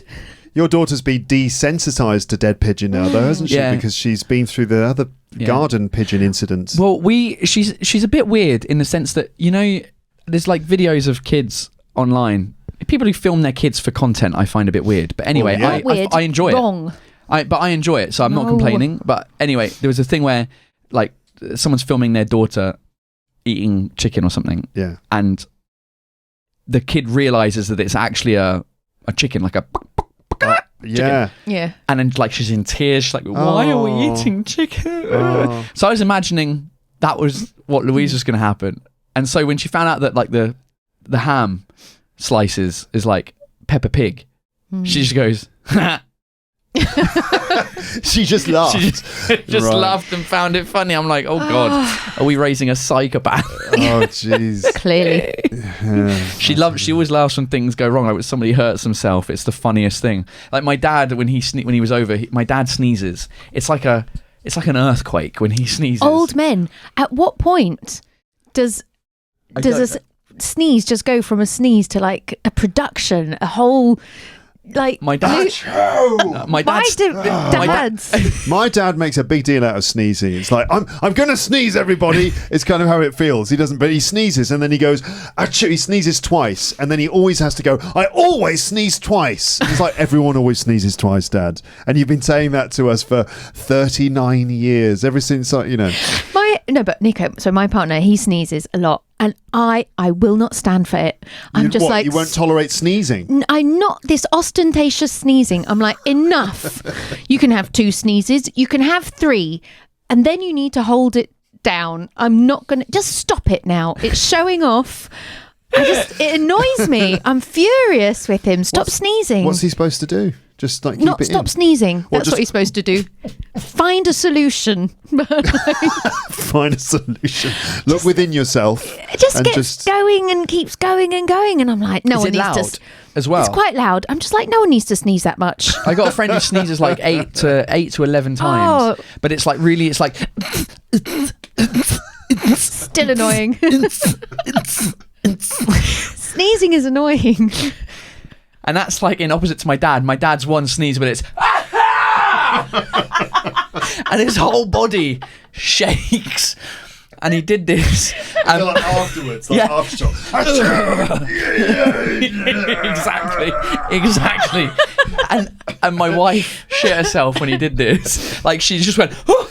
and Louise just she just goes, she just laughed at my wife getting scared about my dad's massive sneeze.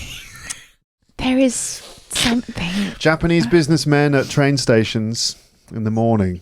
You've never heard sneezing like it. No. Really? Yeah, they don't hold back. They just go, achoo! Like that. It's like, Hadouken! It's like fireballs being sent out across the platform. But the reason, it's just older men make these giant sneezes. Yeah.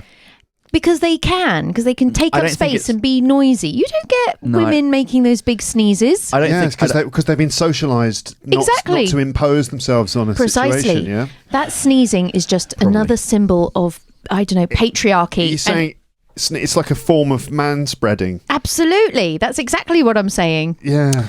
Maybe. But so what's the solution? Should men should reduce their sneezes, or women should be allowed to sneeze? Men should reduce their sneezes. Yeah, but I've tried to hold in a sneeze, and I pulled a muscle in my back for 2 weeks. It happened. I was like, why were you holding it in? Because it was COVID, and I was in the metro. Okay. He understands the way the patriarchy works. Yeah, he's a feminist. He's doing his best. He's a feminist.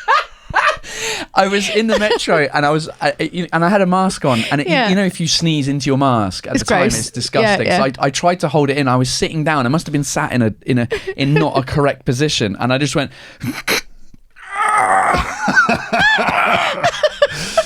And for 2 weeks, I had like this pulled muscle. I was like, okay, I'm getting old now. This is because that had never happened before. I think there's a lot of power that comes out in a sneeze, and if you send that power back inside yourself, you could really do yourself an injury. I've heard that. Yeah, I mean, you literally did. But I've heard also that if you hold sneezes in, you actually lose. You lose brain cells, can give you brain damage. But like that. It's sort of like. Did you hear that?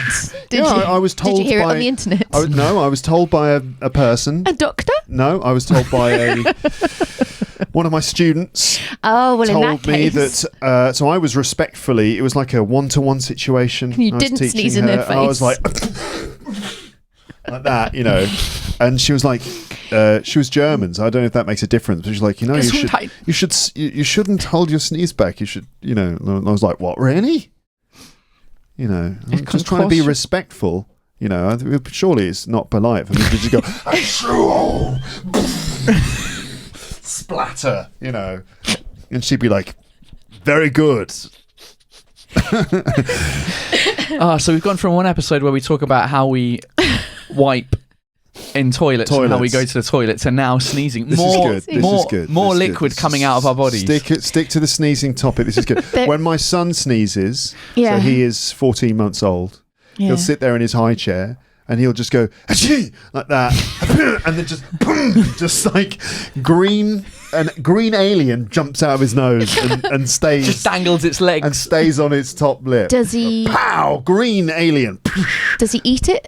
No, it just stays there, and he normally will start laughing. And it stays there, and I have to jump in and wipe it off his nose. Yeah. I'm talking about snot. Obviously, listeners, not an actual alien.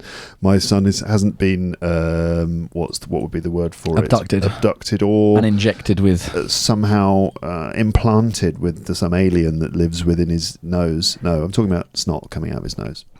Yeah. Cool. Yeah. Okay. Sneezing's nice though. I enjoy sneezing. I'm not. You're gonna, I have the right to enjoy a sneeze, but obviously if I'm in other company though, I wouldn't just let the sneeze go. I think I'd maybe try and do it into the corner of an arm or something. A sneeze is satisfying. I'm just saying that older men are very performative with their sneezes. But do you not think that maybe I think it's a biological thing, isn't it? Maybe it's survival, like an older man. He's got to watch out for his heart. Your dad, when he was in his 20s, he didn't sneeze like that. No, but I can feel myself becoming that. Because that's my question. At what point do you turn into that giant sneezer? It's because I think your sneezes just get stronger as you get older, and they're harder and harder to hold in. I think that's on. I could hold in a sneeze easily when I was like 17. I used to do it all the time. Proud of it, but now I can't because it's too the what comes like the pressure is too much. Something. This feels like some sort of metaphor. See, you're politicising everything within the context of the patriarchy and the way it works, which, I understand. But, I mean, sneezing is white heterosexual men showing their dominance. Sneezing is just a thing. You said it, feminist. Maybe as the, whatever it is, like the diaphragm in a man's thorax sort of expands with age, maybe the potential for more powerful sneezing becomes greater. And also, maybe there's even a subconscious thing, which is like, if I hold this sneeze in, maybe I'll fucking get a heart attack or something.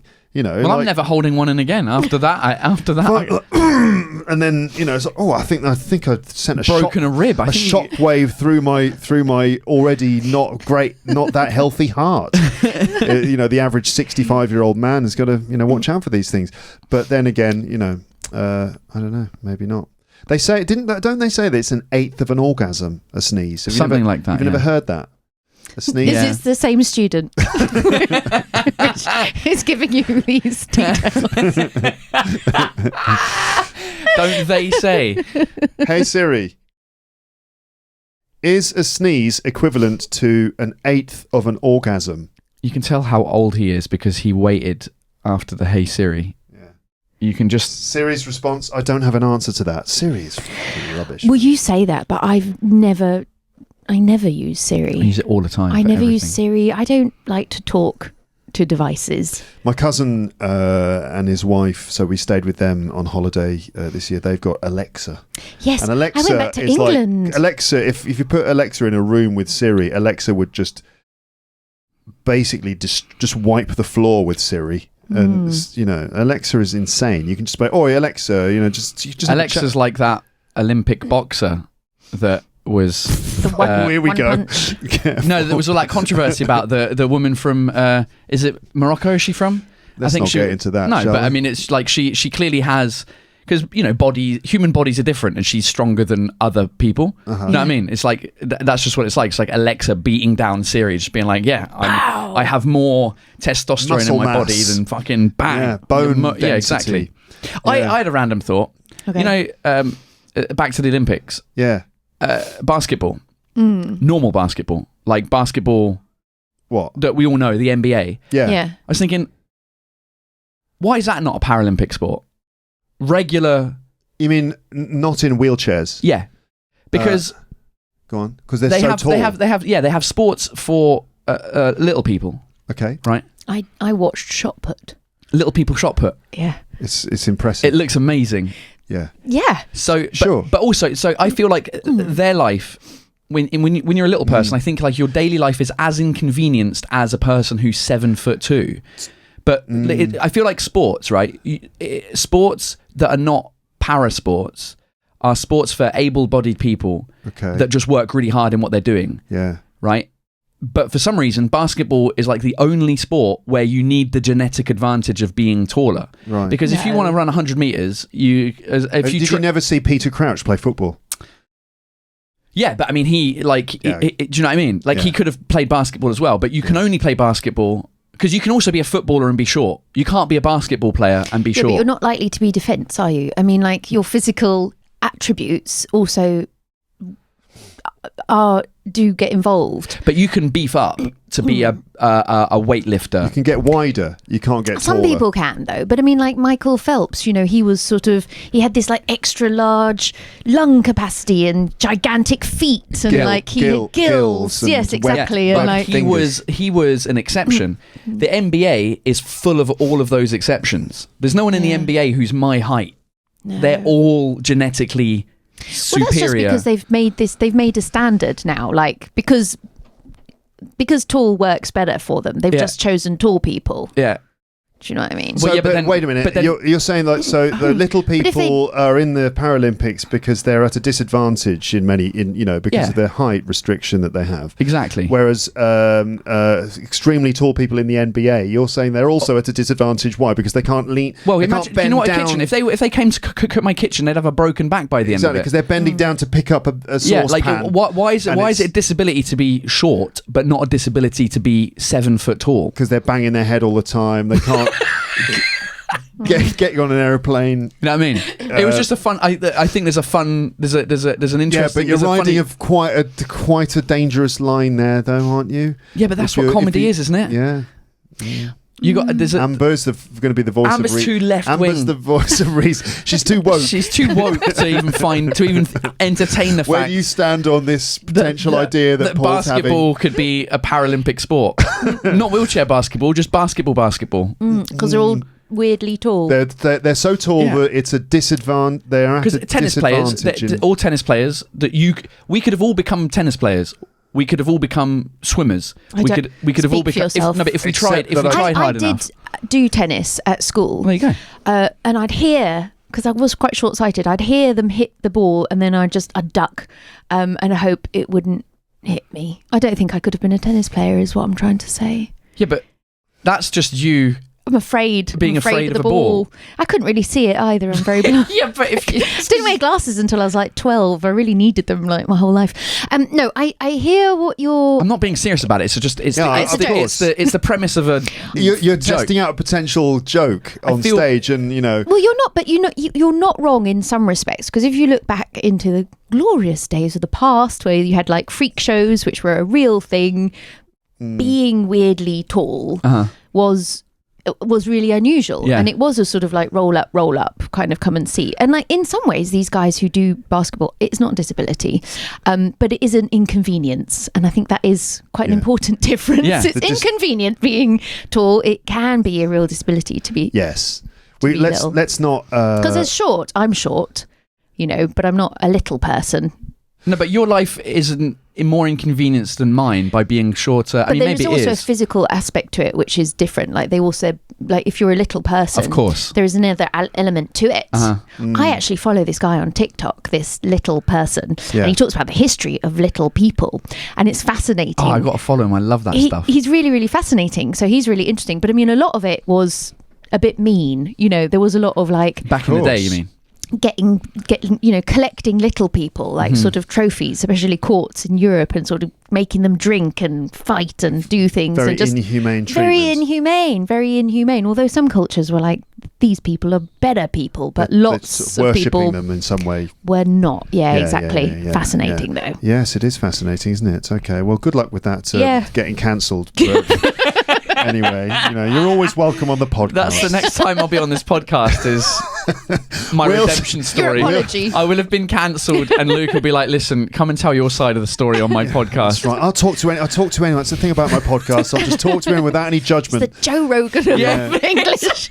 Yeah, right. I talk to anyone without any judgment, but I only talk to people who make jokes about disabled dead pigeons. That's it. So yeah, you just been Yeah, okay. We'll look forward to the comment section I know, where people I do. get very bent out of shape I know. about the dead pigeon, the dead rat, and the And midget thing. the Paralympics The little should people, include I should say, regular. Also, I can't remember what thing I was reading about, like where tennis, basketball, football, rugby, they shouldn't even be in the Olympics because they already have their thing It's all true. year, every year. Yeah, they like get- basketball. They get enough attention, Yeah, don't the they? Premier League is on all year. Yeah. Why are they getting an Olympic sport? That's a No, good we point. need sports that don't have. We need to add like versions of football, like five-a-side football would be fun in But the it is Olympics. different. Yes. Like Sarah saw the women's rugby, Mm-hmm. and it wasn't like a full match. They did these sort of like mini matches. Yeah, it was and rugby said- sevens. Yeah, whatever which it was. is 7 minute. It's Yeah. 7 minute halves or something like that. I agree, though. Or- I don't think football should be in the Olympics because No. it's on all the time. Yeah, it's it's a good never point. not on. a good point. Tennis should be out of the Olympics. Yeah, they've got their own stuff. Yeah, Tennis. exactly. Agree. Okay. Basketball should be out of there. They've got Agree. They've got their own Yeah. stuff. Okay, then what about breakdancing then this year? Did you see all the breakdancing thing? Do you know that I worked on a breakdancing film documentary? Really? No. Yes. Okay, so Did you do you're a voiceover or did you do breakdancing?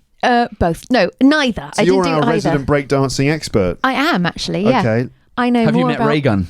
Sadly, not met Raygun, Right, but okay. you know. So the breakdancing at the Olympics this year was a sort of interesting one because a lot of people argued that it shouldn't have been in the Olympics. It's not going to be in the next one. And the thing that obviously has been shared so much on social media is the routine by Raygun, the Australian women's breakdance, one of the contestants, Athletes. athletes. And poor girl has been like completely ripped to shreds on social media for her routine, which was, I mean, kind of funny, right? It sort of ended up being kind of a funny routine where Yeah. she's doing like these little animal moves and she's sort of spinning around on the Yeah, floor. it looks like somebody making fun of breakdancers. That's Yeah. what her routine looked like for somebody who's. Remember, Amber's woke, so she's going to have a different. I can already see the woke face just being like, I don't agree with anything that is being said. No, I did not say anything. So anyway, you were just positioning yourself as the breakdance expert. There. Have you got a PhD in physical movement? Or Well, I mean, like Raygun, no, because isn't she a professor of dance? whatever? It's social movement, isn't it? Cultural movement, like physically. but It's including break dance. Yeah, it's largely Yeah. breaks. She's kind of like the professor of breakdance. Yeah, Well, no, when something like that. Yeah. a long time ago, so not long after I moved to France, I thought I've done lots of different jobs. I thought I want to be working in TV and film and TV. That's what I thought I wanted to do. So there was this film being made, this documentary being made, and I can't remember how I got involved in it. I was just basically like, "Can I help?" And they were like, "For free?" And I was like, "Yeah." And they were like, "Yeah, yeah, you can help." Can you breakdance? Great, get in it. The film and TV industry, folks.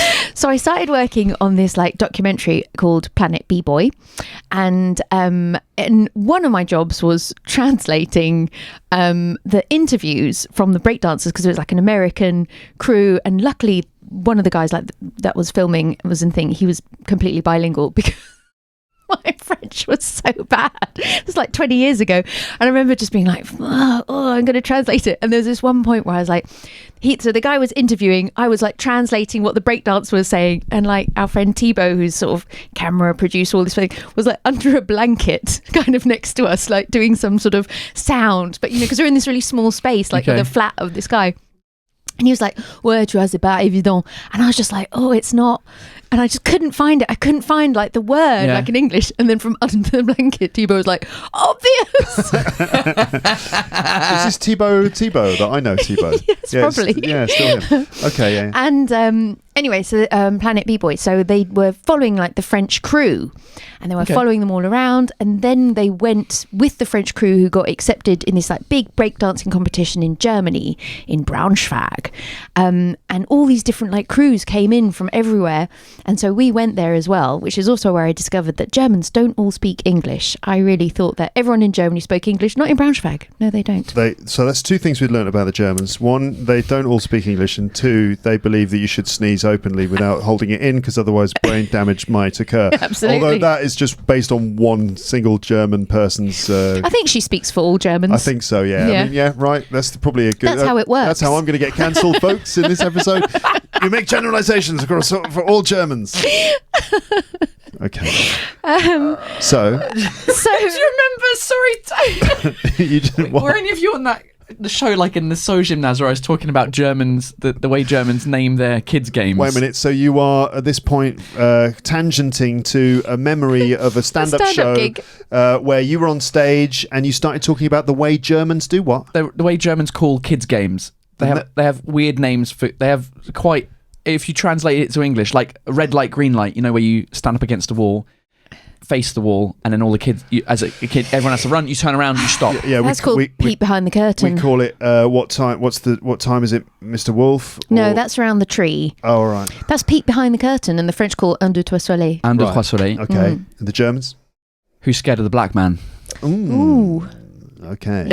That's what they traditionally call it. I'm pretty sure they still do. No. Oh, nah. Well, at least 7 years ago they did.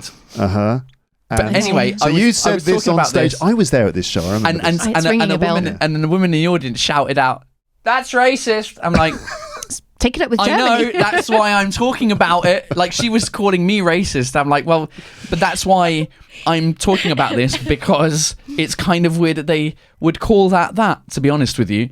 And because the musical chairs for them, back in the day, was called The Road to Jerusalem. Mm-hmm. Because the more and more you go throughout the game, more and more people drop out. Yeah. Right. Yeah. I'm like, that's okay. That's all right, is it? That's all right. The Road to Jerusalem. Well, it feels like a Crusader thing, doesn't it? Well, what you're thinking? Okay. Yeah. Shall I ask what you were thinking? Well, no, but it just seems like that's. It just seems. It seems racist. It sounds. It doesn't feel okay. It sounds like the 40 Days and 40 Nights of people are just dying as you're. Right, let's call the kids game after this horrible human rights tragedy where people died on the road to a town. Yeah. I mean, there's chairs and there's music. Why not just call it musical chairs? Which, to be fair, is very un-German, because they often sort of say what they see. Do you know what I mean? Like, they really have... Musical chairs would be almost the same. I mean, we're quite pragmatic in the way we describe things too, but the Germans, it would just be one single long word, wouldn't it? Oh, yeah. They've probably changed it since, but I remember 7 years ago, because I was... anyway, so that was my recollection of... I was like, we are going to get cancelled for being anti-German on this podcast today. Nah. But we love Germany. Yeah, we do, don't we? Germany. So you were and the Germans, not just their land, we also love the people. I'd have loved them more. I love Germany. Yes. Germany, and the hands for Germans. Yeah. I'd have loved them more if they spoke a bit English, though. On this particular They're very good at English now, because obviously so many of them listen to Luke's English podcast. But well, they are in Berlin, but less so in smaller areas. Braunschweig. In Braunschweig. Right. So wait, just remind us where we were. You were telling breakdancing documentary. Breakdancing in Germany, in Braunschweig. I believe it's called. My German... I mean, I can criticise the Germans. Do I speak German? No, I don't. Absolutely zero. If I just point a finger at you now, like that, just for a moment, there, you don't need to write any comments, because I pointed a finger at Amber, and that's fine now, isn't it? Yes, exactly. So, yeah. Justice has been done. The scales have been reset. Absolutely. We're allowed to carry on. So, you were in... So, I was there. So, I've seen a lot of breakdance. I've seen a lot of breakdance and competitive breakdance and people in crews doing their breakdancing, and it was quite spectacular. It's very acrobatic. You know, the team that won and was the best was Olympics. I saw the German one, were the Koreans. Yeah, amazing. I mean, they were really, really good. But breakdancing, even though I did all of that and I watched it all, I did often think, there's a lot of fannying around, lot of getting on, lot of kind of crawling down onto the floor and getting up again. Yeah, because when they do the fancy moves, like the acrobatic moves, you're like, that's good, but you could just watch gymnastics, which is better. There's quite a lot of like in an Olympic walking around sense. And showing attitude, stepping forward, stepping back, stepping forward, stepping back. A lot again. of holding your hat a bit, step forward a bit, get down on the floor. Everyone's like, okay, good. When's he going to spin? I've never admitted When's he going to spin on his head? Just spin on your head. That's what we want to see. And it's like, no, but going sometimes on, spinning. That's like saying, synchronized swimming. Might as well watch figure skating. It's the same thing. Basketball, might as well just watch football. Do you know what I mean? Yeah, absolutely. You only need to see one ball game in the world. Precisely. Well, we've just cancelled half of them that we don't want in the Olympics. or they've cancelled us. Yeah. So what was your opinion on Ray Gunn's performance? Did you see it? Yeah, it was impossible not to see. Yeah. To be honest, I didn't see. It was I don't think I saw all of it over the internet. Yeah. Everyone was. I thought it was almost like on purpose. I thought it was cute. Actually, I thought it was kind of funny. It's complicated because what does it mean? I think the problem is that, like, what does it mean to be an Olympian? And when you clearly not that much. I know what you're saying, because you see Simone Biles, who's running and doing the most insane. How many times she's spinning in the air in all these different directions, landing without being able to see the ground and all this stuff. It's insane. And then there's Ray Gunn, who's kind of like rolling on the floor trying to be a snake. Yeah. And then trying to be like a kangaroo for a moment, and then going on her knee, holding her hat, and then it's like, can I have a gold medal, please? Well, she did get 0. So no one was giving her a gold medal. She is still world number 1, though. Nah. She is. Really? Yeah. In Australia, of the women. Yeah, she's the world number 1 breakdancing. I mean, I don't care. Women's. Which is crazy. It's not the end of the world, though, is it? I think the thing is, it makes you realise it is very difficult to hold a sort of standard. Like, how do you say this is what we're looking for when it comes to something which does have an artistic element to it? And breakdancing does have an artistic element. But then people do. But then if you're going to have breakdancing, well, why not have ballet? And ballerinas are incredible athletes. I mean, they are amazing. But it does feel that, like, is it a sport? It's not a sport, being a dancer, but there is a big part of it which is just about, like, comedy, which is about the person on stage. Like, you can write a good joke, but if you've got no personality, you can't sell that joke. And we were talking about that earlier, and that's it about dance. I'm not naming any names. I'm not naming any names. Carry on. But, like, you can have all the moves, but you also have to have, like, the sort of je ne sais quoi. But have the passion. I mean, is that her routine all the time? It's a similar sort of style? Or no, because it's a bit freestyle. That's the whole thing about you can't know 100% what you're... No, but every time I see a breakdancer, I'm like, that's breakdancing. Yeah. When I said that it looked like she was making fun of them, it kind of felt like that. But then also, is it like... if she's always doing that, and that's how she got to world number 1, because she's got she's different.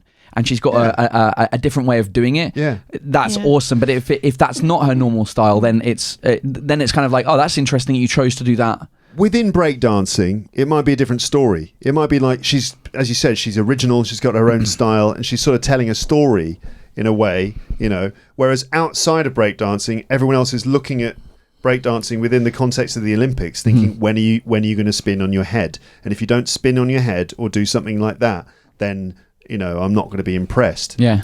But people don't understand necessarily how to judge breakdancing. Well, there has been some weird events in the history of the Olympics. Yes. I believe there was like a poetry competition. Yeah, there was like poetry. I think there was a pigeon. Speaking of pigeons, there was a pigeon killing competition. Oh, yeah, that makes sense. Like clay pigeon shooting, but with real pigeons. Real pigeons. Oh, okay. There have been some sort of... because... Not just a pigeon killing competition, like... just like anyone can kill the pigeons. Shooting competition. My cat would have won the gold medal for that. Yeah, exactly. Because if it was a pigeon killing competition, it'd be like, right, freestyle, you can kill the pigeon any way you want. Grenades, bow and arrow, poison, go for it. It was a shooting competition. Speaking of shooting, the other major internet winner for the Olympics, the Turkish dude. Oh, what a legend he was. Right. Incredible. So there was, in terms of the shooting, I don't know exactly what the event is called. Is it just shooting? But yeah, there was the Turkish guy. So there's all a lot of the other shooters. I don't know if that's the right word either. But they've got a lot of technology. They've got special sights on their guns and weighted guns. Yeah. He just rocks up and just closes one of his eyes. Like that's and just like looks so cool. Like out of a Western film where he just goes pew pew, just like pow, goal. But there was also the Korean girl cool who was really cool, ice cold, so sexy. Yeah.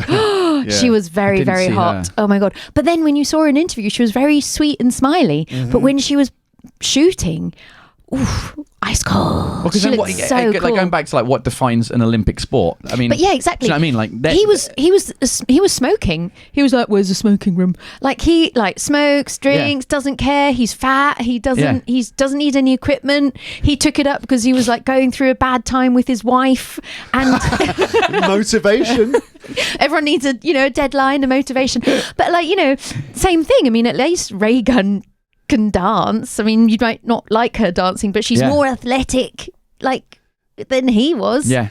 I mean, darts is technically a sport. Yeah. Well, this goes like back pétanque. back It's to like my your bit. pétanque thing. Yeah.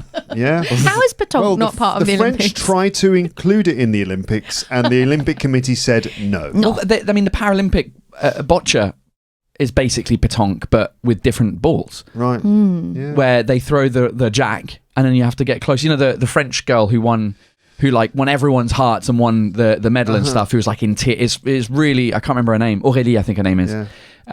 She crushed it, and it was like it, but it's like a new sport, but it's pétanque, but with different size balls basically. Pétanque, listeners, in case you don't know, is a sort of like staple of French life and culture.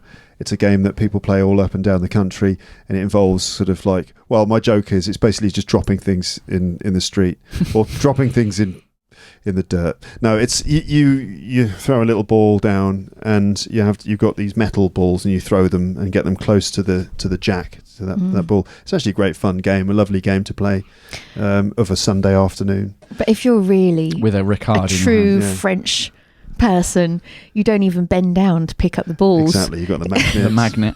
Exactly. That's the best thing. It's the Frenchest sport ever. It's just like, just even the way you play it sort of seems dismissive in some way. Just like, there you go. It's just an excuse to be outside drinking, isn't it, and smoking. No one keeps score. No one knows what score it is. It's like, why isn't cricket in the Olympics?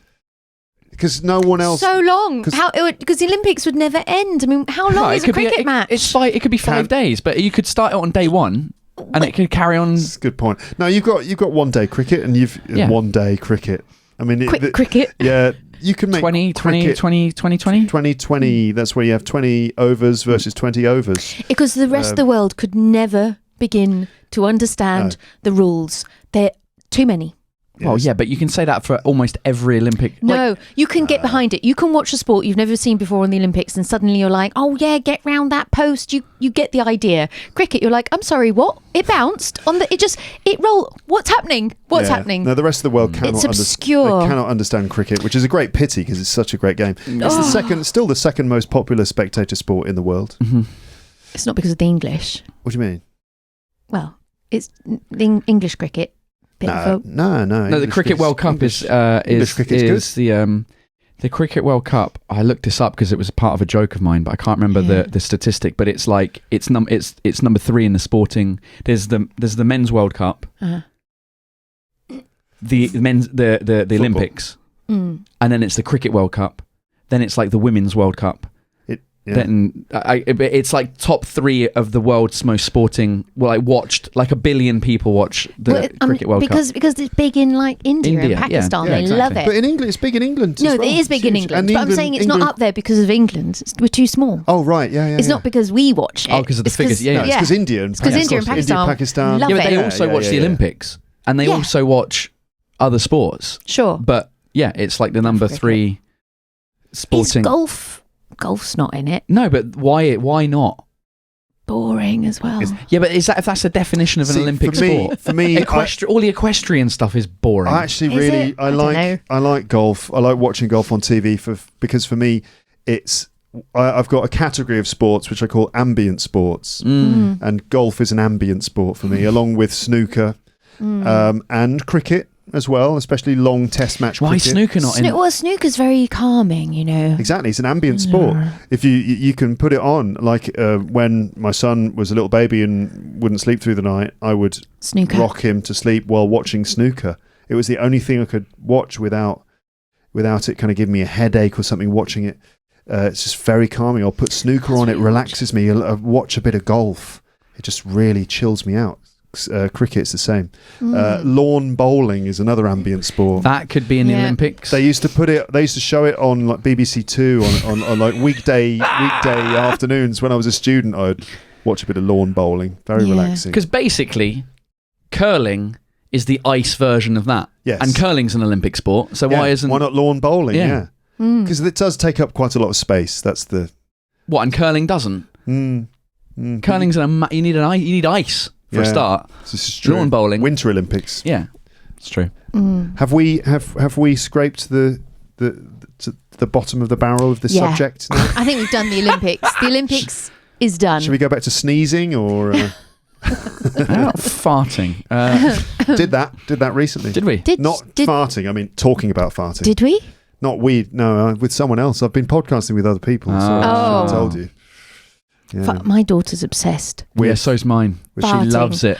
Oh, what did you have? What did you have for lunch today? Nothing. Farts. They gave you farts at the canteen. Just farts. Oh, she's not obsessed in that sense. She's obsessed of like when it happens. She loves it. She's obsessed with talking about it. Talking about farting. But she's not calling us farts. She's not doing it all the time. She's She's not especially farting. No. Louise would do like snipers where I'll be like,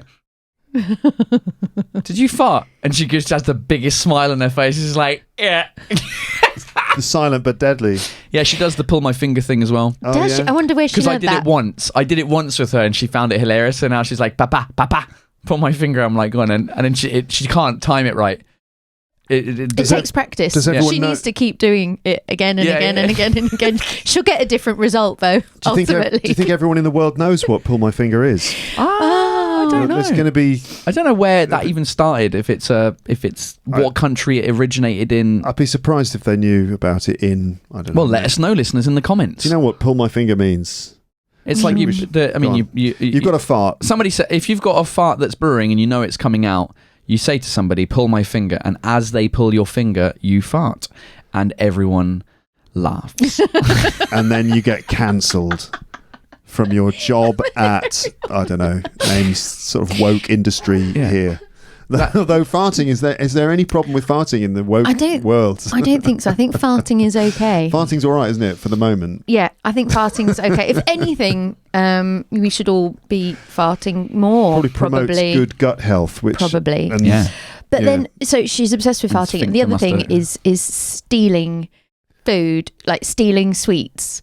But she will be covert about the stealing. I wonder. Stealing sweets, and then like. Did we tell you that Louise stole back the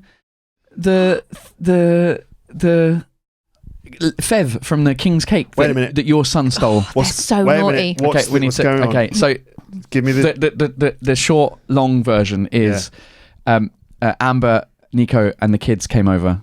To your place. To our place for the Galette des Rois, the French King's Cake, which on the 6th of January, starting from there, the Epiphany, you cut pieces of a cake. One of them's got a little Lucky Charm inside, made out of porcelain. Choking hazard. But France don't care. Yeah. No. How many children every year? Let's not go there. Anyway. Yeah, exactly.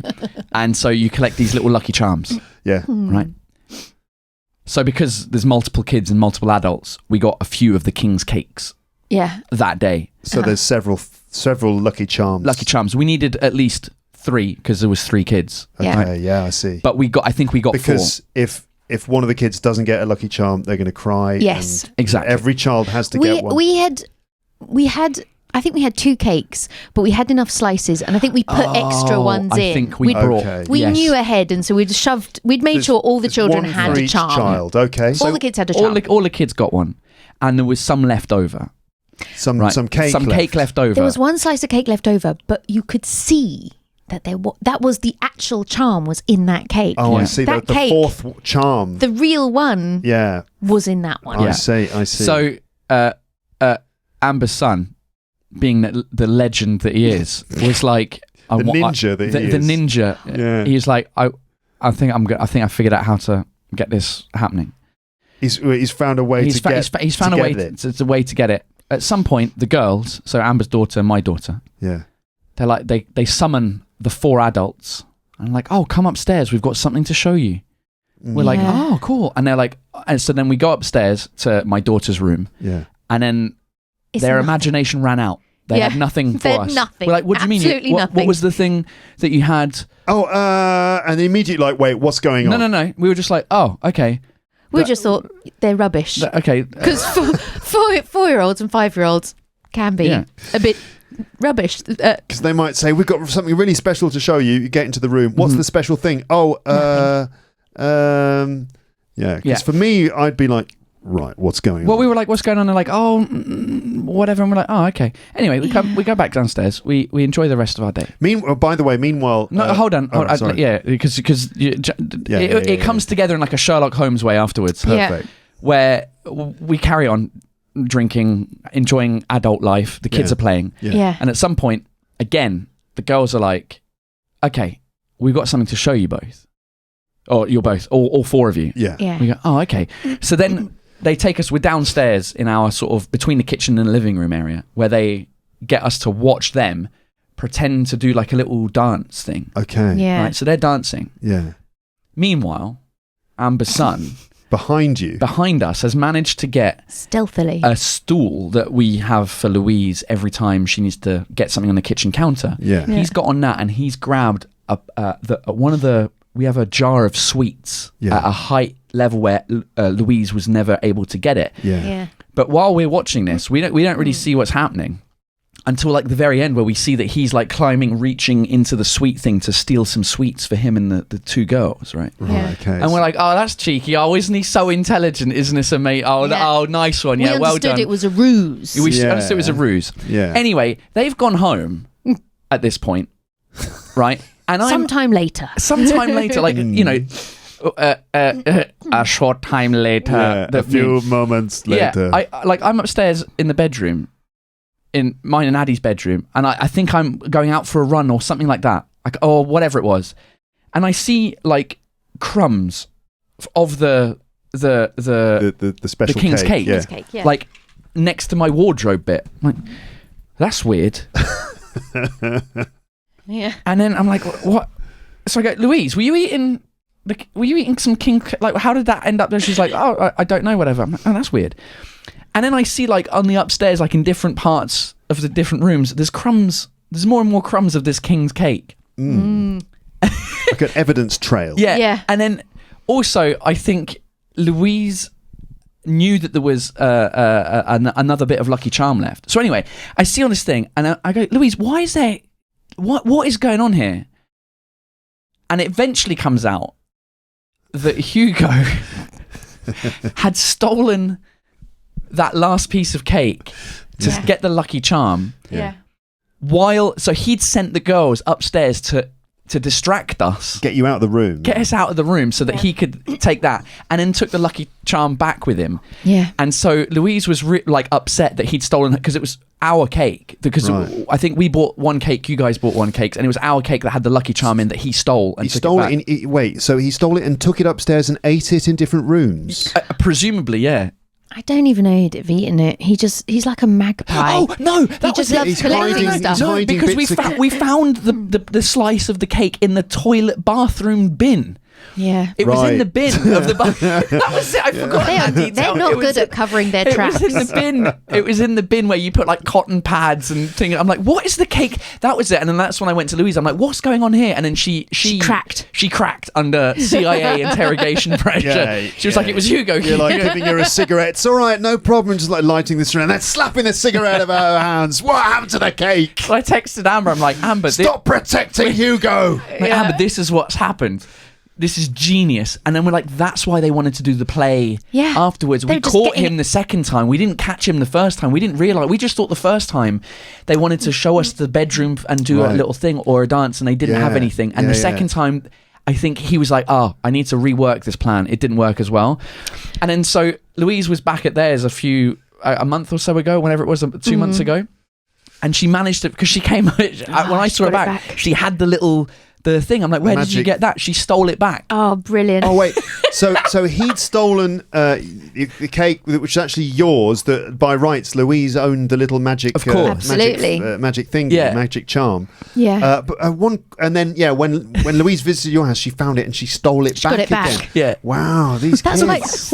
my daughter is not that cunning because she will just steal stuff, but then later she'll be like, I'm not that hungry because I stole quite a lot of sweets today. And we're like, And you're like, sorry, what? I'm sorry, what? We've had to like completely take everything because I found the tub of peanut butter she'd like hidden under her bed. She'd just been eating it with a spoon. I was like, you're gonna get ants. Like, stop stealing things. Yeah.